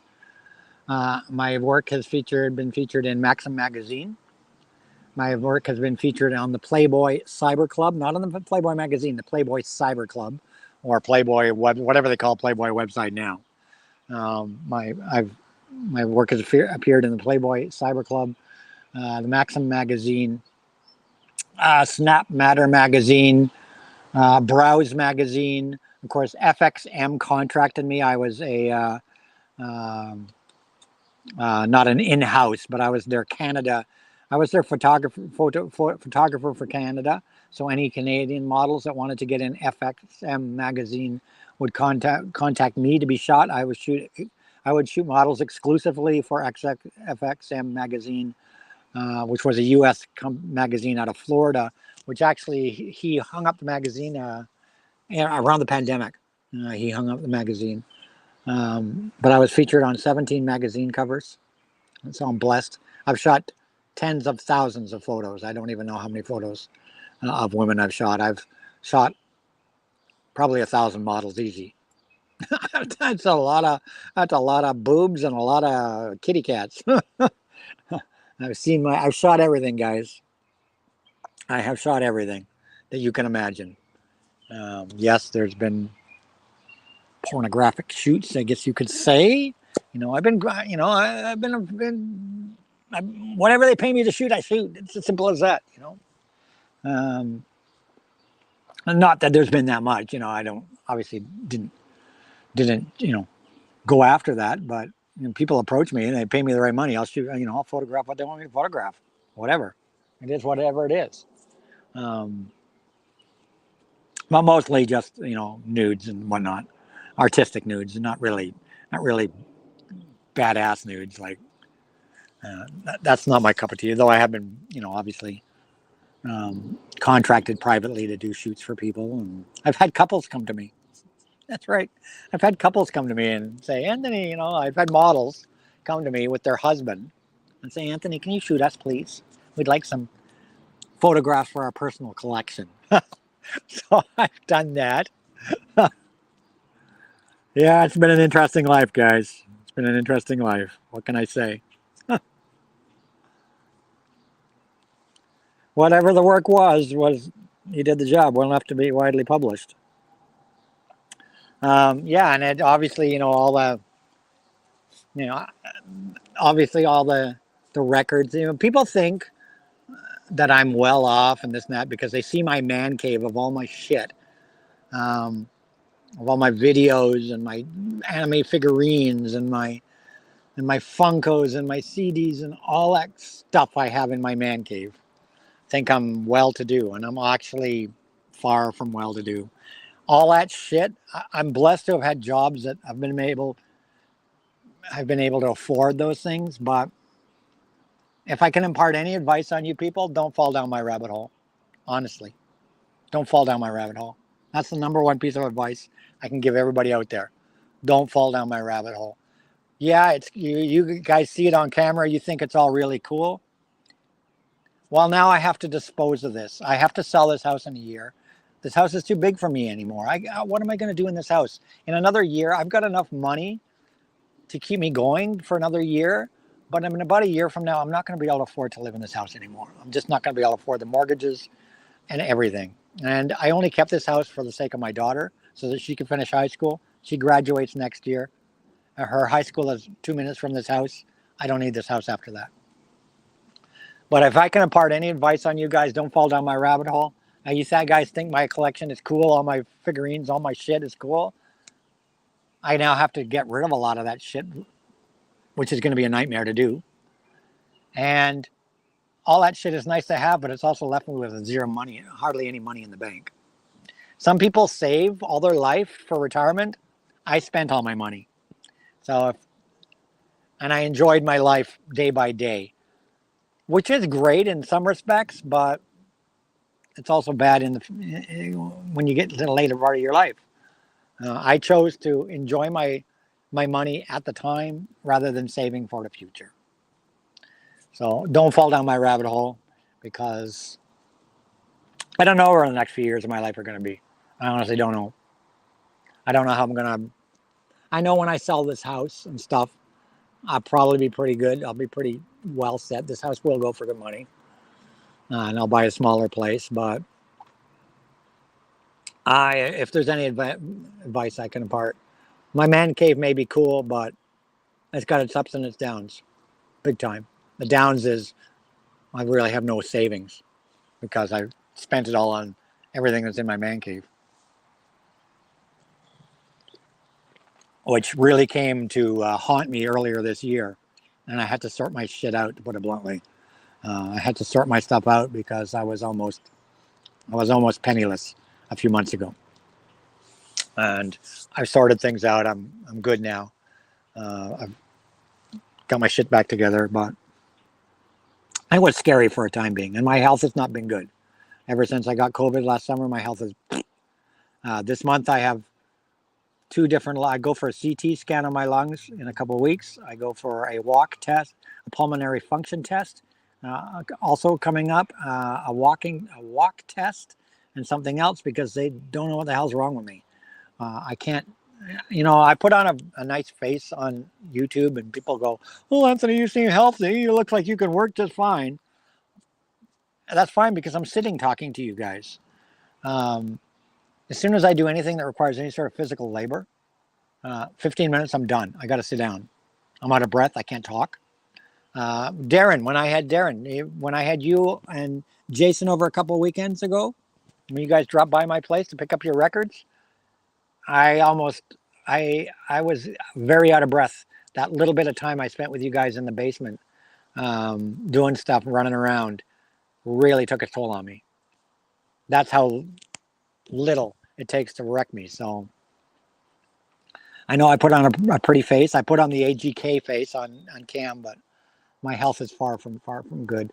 It's very, very tough for me doing little things, even running up and down the stairs. There's points in the day when I can't even talk. I lose my voice. Whenever I exert myself, I already had heart tests, all sorts of heart tests.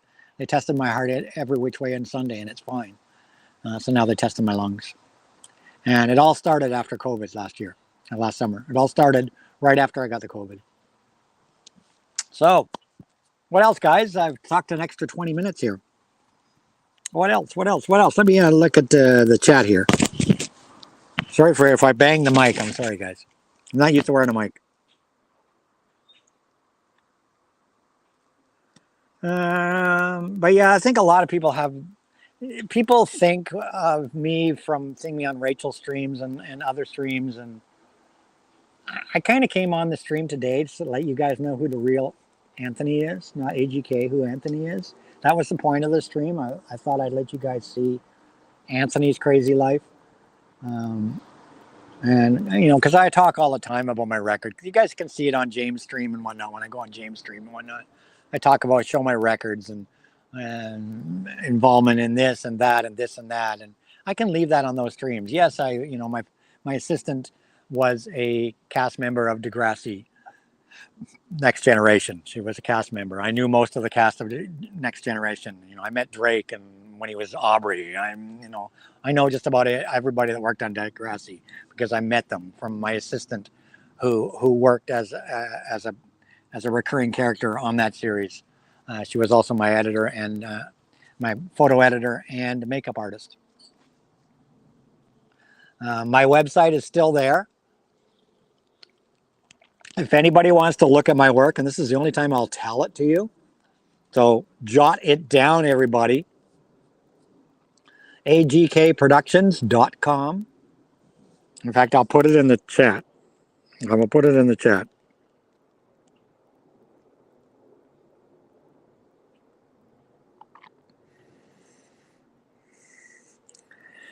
Bear with me. agkproductions.com is my pretty much archived website now. It's where a lot of my shoots appear. No, I saw obviously not everything I shot. That's only models that I shot for promoting my business. Obviously, I shot hundreds of models in my, like I said, probably 1,000, easily 1,000 models in the 20 odd years that I was shooting them. But I shot, a few models for promotion, from just to show my work, right? So I had a number of models that were regular models that I would use to shoot for my website to help promote myself. So I think there's about, I don't know, 30 models there, 30 some odd models on that website. Various photo shoots from 30 plus models on that website. But obviously, I shot close to 1,000 models. But, they pay me to shoot them. They take their photos. They have a nice day. They don't go on my website. These shoots are things that were shot for my website for my own promotional purposes. So if you go to agkproductions.com, now you can't get in. This is the secret, guys. I'm going to tell you right now. This is the secret. When you go to agkproductions.com, you won't be able to get into the galleries because I've removed access to the galleries from the home page. But there's a way in. I'm going to give you guys, this is the only time you'll get it. This is the back door to see my work. And actually what I'll do is I'll copy and paste the link here.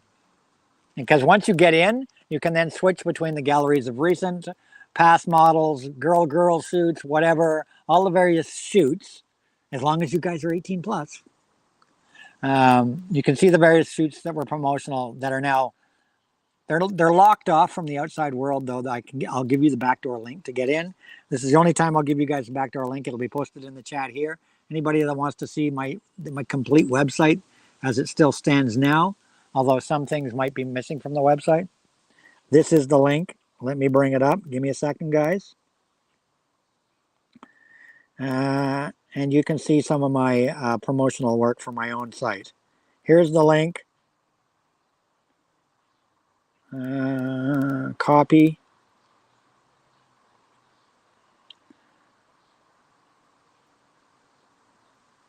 I'm going to paste it in the chat.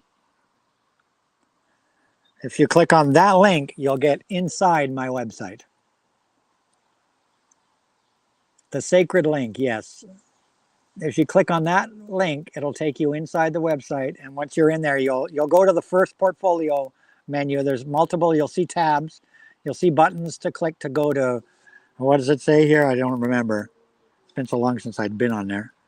You'll go in on the newest models page, but there's also a recent models page that you can click on, past models page, multi-girl shoots page, and themed shoots page. Some of the portfolios, some of the shoots in there you will see are adult content, 18 plus. In other words, they are nude shoots. And you'll see Annetta Keys is right on that actual newest model page. Center square on the third row down is Annetta Keys. And if you click on any of those thumbnails, it'll take you to various galleries of the various girls that were regular. These were all regular models that worked for me for my promotional purposes. A number of models. And the girl that worked on Degrassi, you will find her under past models.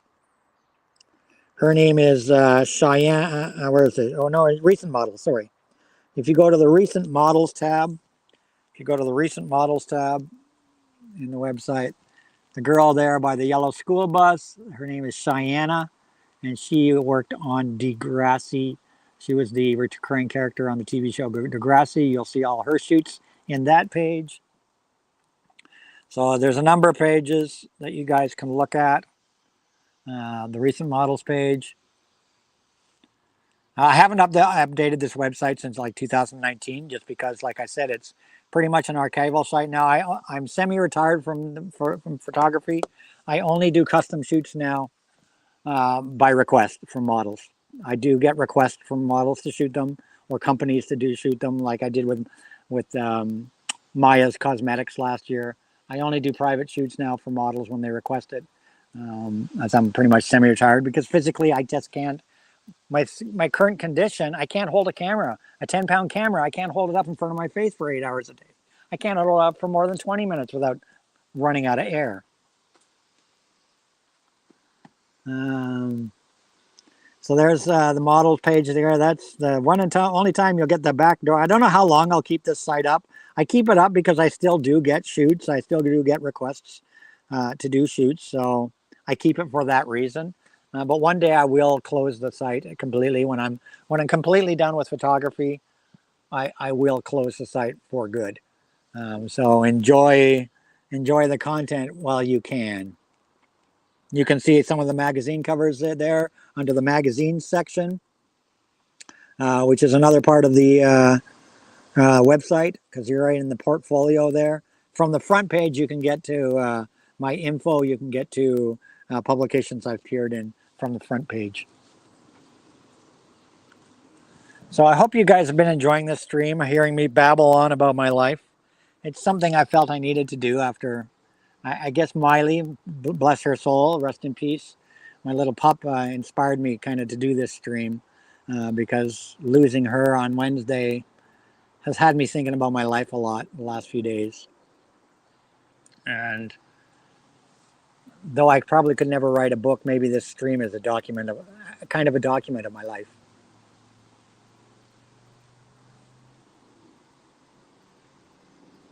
Have I considered lighter cam tech? Yeah, my headspace hasn't been into the shooting. You know, I've gone through so much the last couple of years. Obviously, we had a pandemic, so there were not too many models were shooting anything anywhere. You know, I lost my mom. I was dealing with my mom. My mom, in the last couple of years of her life, required me being around the house a lot. It was very hard to get out and shoot people, photograph people, shoot people. It was very hard to get out and do my photography. She required more and more care. I was her primary caregiver. So I had to really cut back on the photography. And like I said, being a photographer is very, very hard work. People think it's easy peasy. You're just taking pictures of pretty girls. You got to lie down on things. You got to get in awkward positions. You're holding a 10-pound camera in front of your face. You know, it's not the camera. It's the glass, as they say, the lenses. No matter what you do, you want good pictures of people, you need good glass. That's what, in the photographer world, we just call it glass. You need good glass, good lenses. My lenses are heavy. They're very expensive. The lenses are 4 times the price of the camera body. The lenses are where the money is in a camera, or where the quality is. You need good glass. You want to get good pictures, you need good glass. And glass is heavy. So I don't know, you know, pandemic's over, but like I said, since the pandemic, my health in the last year has been really bad, and I'm trying to get it sorted out. I'm going away in August. I'm going to take a week's vacation in August, and I'm going to take my daughter to British Columbia. I'm going to go to Vancouver for 4 days and Victoria for 3 days. I'm actually probably going to meet up with Rachel during that time and have a lunch with her and her lovely wife.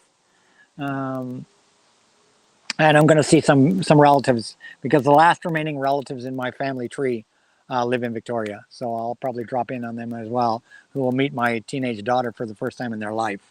My cousin lives in Victoria. Questions? Any questions, guys? Any questions? I know I'm supposed to have people up here, but you guys are kind of just giving me questions.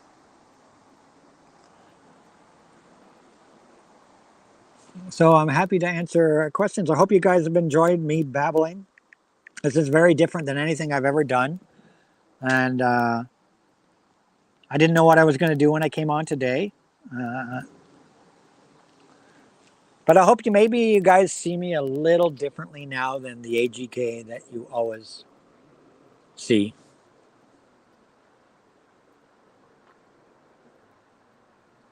Questions, questions. Throw out some questions. It's supposed to be a Q&A. So I've done my 2 hours. I planned on talking for a couple hours, 2 hours to tell you about my life, which I did. And I thought about having people up. If there's people interested in coming up, we can still consider doing that. I'm wondering though if I should start a new stream, a second stream. If I should start a second stream for the chat stream, just to keep it separate from this stream. What do you guys think? Should I keep this capsule as a time capsule of my life? This one stream. Should I keep this as my little time capsule? And then if you guys want to come up on cam, we can do a. We can just close this stream and reopen a new stream, and you guys can come up and we can chit chat for maybe an hour on camera. You guys want to come up and talk? We can do that. How's that? How's that sound? Does that sound like more like? Because I'm kind of thinking I should keep this little time capsule as just me on camera. And if you guys want to do a chat and come up on camera and we have a little chit chat, I'm happy to do it for like an hour or so. And we can have a multi-chat for an hour. I'll just end this stream and immediately start another stream. So you guys let me know what you think. But I'll certainly answer some questions too. If you want questions, give me questions. What was your first record and why? I've told that story before in various streams. I don't know what my first single was. I know I started with 45s because when I was a kid in 1970, when I moved here to Toronto, like 1970, 71, 72, all I could afford were 7-inch singles because of my allowance, and then I got money from shoveling people's snow and cutting lawns. That's how I made money before I had my first job. I would cut people's lawns and shovel snow in the neighborhood. And that gave me money from buying 7-inch singles. So I bought a lot of 7-inch singles. Probably for the first couple of years, all I bought were 7-inch singles. It's all I could afford because they were like 39 cents, 49 cents, 59 cents, 69 cents as prices went up slowly. But I bought a lot of 7-inch singles. I do remember one of my very earliest, and I would love to get a copy of it. I don't even remember how the song goes. But if anybody out there, if any of you guys have a copy of this and want to send it to me, I'll buy it from you, whatever. If any of you got the 7-inch single, I would love to have it. I don't really remember much about the song, but the song was called Elephant Candy. And it was on the Uni label, the orange label with the little rainbowy, stripy thing. Is that Uni, right? Something Uni? Somebody tell me in the chat below, Uni, right? The song was called Elephant Candy by, I'd have to look it up. Let me look on Discogs here. I have never seen it in the wild, and I know it's one of the very first singles I ever owned in my life. Absolutely, hands down. Let's see, Elephant Candy. Elephant Candy, there it is, right there, 7-inch single. Psychedelic rock, it was done by the Fun and Games. There we go. Canadian version, released in Canada. Here's the Canada, there it is, right there. There you go, guys. I know that is definitely one of the first 7-inch singles I ever owned in my life. Elephant Candy by the Fun and Games. So anybody has a copy of that? I would love to get that. That's definitely one of the earliest singles I ever owned. I don't even remember how it goes. I guess I can hear it on YouTube or something. But my first record album was and I've shown it before, I still have it to this day. It still plays beautifully. I always took fantastic care of it. And it was the James Bond 10th anniversary album super pack, double LP on United Artists Records, featuring music from all of the Sean Connery films up to Diamonds Are Forever, and of course the On Her Majesty's Secret Service of George Lazenby. It had selected tracks from Dr. No, From Restless Love, Goldfinger, Thunderball, You Only Live Twice, On Her Majesty's, and Diamonds Are Forever, a 2 LP set. It was the first 33 and a third record I ever bought in my life. I still have that exact same copy to this day. It's got my initials on it. It says AGK 72 on it because that's when I bought it. And I used to always initial my albums AGK and put the date on when I first bought them back in the day on the right on the label. But James Bond album Super Pack. So James Bond music, big influence in my musical journey. Definitely. First LP I bought, and I bought it at the Hudson Bay department store, in the music section of the Hudson Bay department store at the corner of Bathurst Street and Lawrence Avenue here in Toronto. That's I can remember exactly where I bought it. So there you go. How's that, guys? First album I ever owned in my life. Question. What's else? Question. Yes, the G in AGK stands for Gordon. Anthony Gordon K. Now, I know my name has been doxed on another live stream, my last name, but I prefer not to say my last name, even though it's probably pretty easy to look up. But I prefer just to go as Anthony K. But yeah, A is Anthony, G for Gordon. And Gordon was my godfather. That's where the G for Gordon comes from, my godfather. His name was Gordon. His name was Gordon Archibald, actually. I am half German, half Britain English. Both my parents were born in Canada. I was born in Canada. I was born in like I said earlier today, I was born in Calgary, Alberta. Both my parents were born in Vancouver, British Columbia. But my mother's mother was from Berlin, Germany, and my father's father was from London, England. So there you go. And my father's brother flew a Lancaster bomber in World War II. He was a pilot my father had a twin brother, and he flew a Lancaster bomber in World War II. And actually, his bomber got shot up over Germany. He took shrapnel in the legs, and a number of the people on. I remember him telling me the stories. People on his plane were shot and died, and he flew the bomber back, limped the bomber back, barely running to Britain, and landed it safely back in Britain and survived. So some really interesting. I remember whenever I saw my uncle, he had some amazing stories, man. He had some amazing stories. So what else do we got here?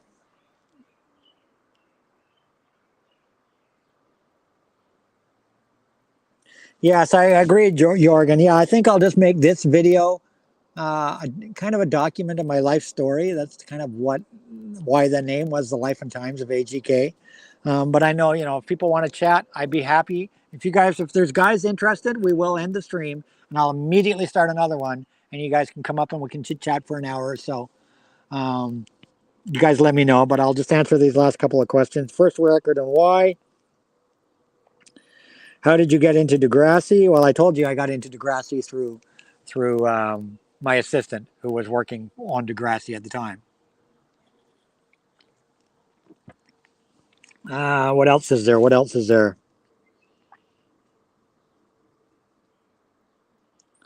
Bubblegum Psych. Does the G. Have you tried the game The Outer Worlds? Best game I've tried all year. No, I haven't. I'm actually currently playing Diablo 4 right now. As people know, I have a sponsorship from Blizzard Inc., Blizzard Software, makers of Overwatch and World of Warcraft and StarCraft. Of course, they just launched Diablo 4 last Friday, so I did receive a review copy of Diablo 4 from Blizzard. And I am giving away loot on my Twitch channel. And if you guys don't know, I am a Twitch streamer. I stream gaming on Twitch. I try to stream 4 or 5 nights a week on Twitch. Currently, there's a promotion for Diablo 4 on my Twitch channel. If you're a Diablo 4 player and you come watch me play Diablo 4 on Twitch, you'll earn loot for your version of Diablo 4. I'm giving away loot.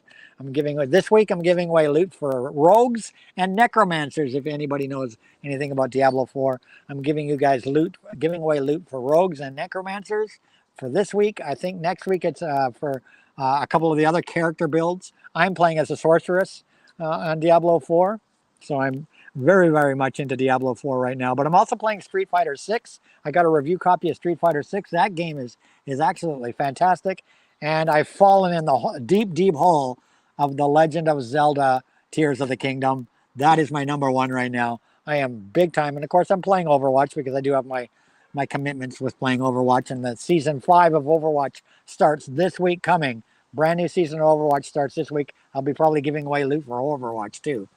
So I'm Thunderball7 on Twitch TV. Catch me over there. Thunderball7 Twitch TV. Of course, Thunderball comes from James Bond. So Thunderball7 Twitch TV. I'm going to be streaming over Diablo 4 later tonight for sure. I'll be streaming some Diablo 4 tonight. Diablo 4 is fantastic. Loving it. I am interested in a chat. Okay. Anybody else? We'll be looking for that 45 in digs from now on. Thanks, Darren. And thank you, Darren, for the lovely, lovely e-card you sent me regarding my dear sweet Miley. Your e-card touched my heart. Thank you very much for that. I really, really, really enjoyed that card. Thank you. Food for thought and such kind words. You're a gentleman and a scholar and just a really, really nice human being. Which doctor was my first 7-inch Lowell? First one I bought was Huey Lewis, Happy to Be Stuck with You. So do you guys want to come up for a chat? Let me know. We'll end this stream it's been going for 2 3/4 hours. I can't believe I've talked so long. I planned on doing 2 hours regardless, and I didn't care if there was one or 100 people here. This is a stream I wanted to do just for myself, for my own personal document of my life. So, if one day I take my channel down, I still have this, even if I private it, I'll have this stream. When I get old and senile, I can't remember anything anymore. I can watch this stream to remind myself of my own life. When I get old and senile and don't even know my name anymore, I can watch the stream and go, oh, that's who I am.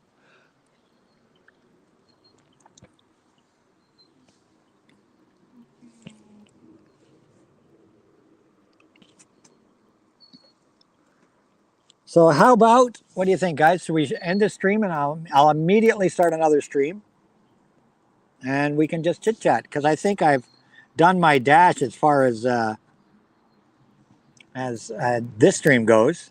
And then we still got 16 people watching. Thank you, everybody that's been watching me babble for the last 2 hours.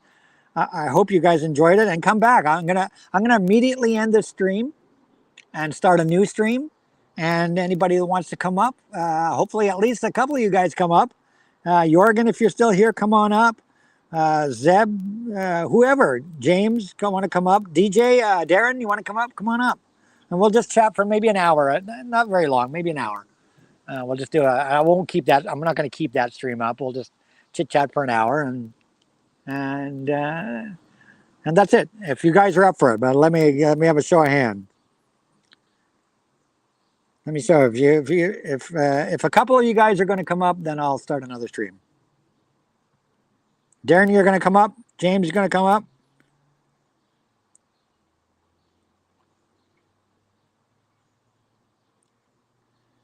If you guys are going to come up, we'll do a little mini 1 hour chat.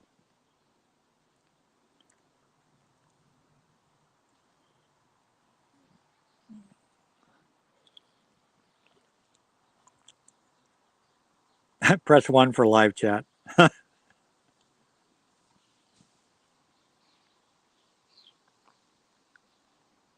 I'm just waiting.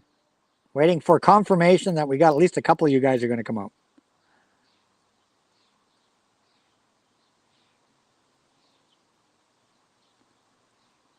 Yes, no, maybe. You coming up, Darren? Gonna come up? Come on up, Darren. I know James wants to come up.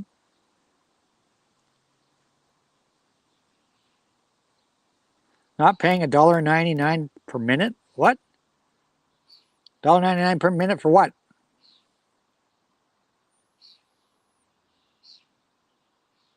$1.99 per minute for what? You don't have to pay to come up on my stream.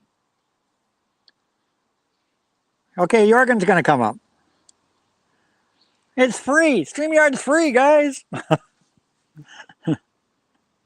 All right, I'll make a new stream, guys. I'll make a new stream because Jorgen's in, James is in. We'll do a stream, like a 1 hour stream. Thank you, everybody, for listening to me babble for 2 3/4 hours. I hope I was somewhat entertaining. I hope you enjoyed this look at my life. Something completely different than the vinyl and Funko and anime dolly AGK. I'll see you guys in a couple of minutes. We're going to have a little mini chat, multi-chat. Thank you for coming. I hope you guys enjoyed this, and I'll end this right now and immediately start another live stream. So everybody just come on over, give me a 1 minute to start the next stream, and come on over to the next stream. Thank you, everybody. Love you all. See you in a couple minutes. Just look for the new stream. It'll start as soon as I get this out. It'll start right away. All right. See you guys in a few minutes. Thank you, everybody, for listening to me. Rock and roll.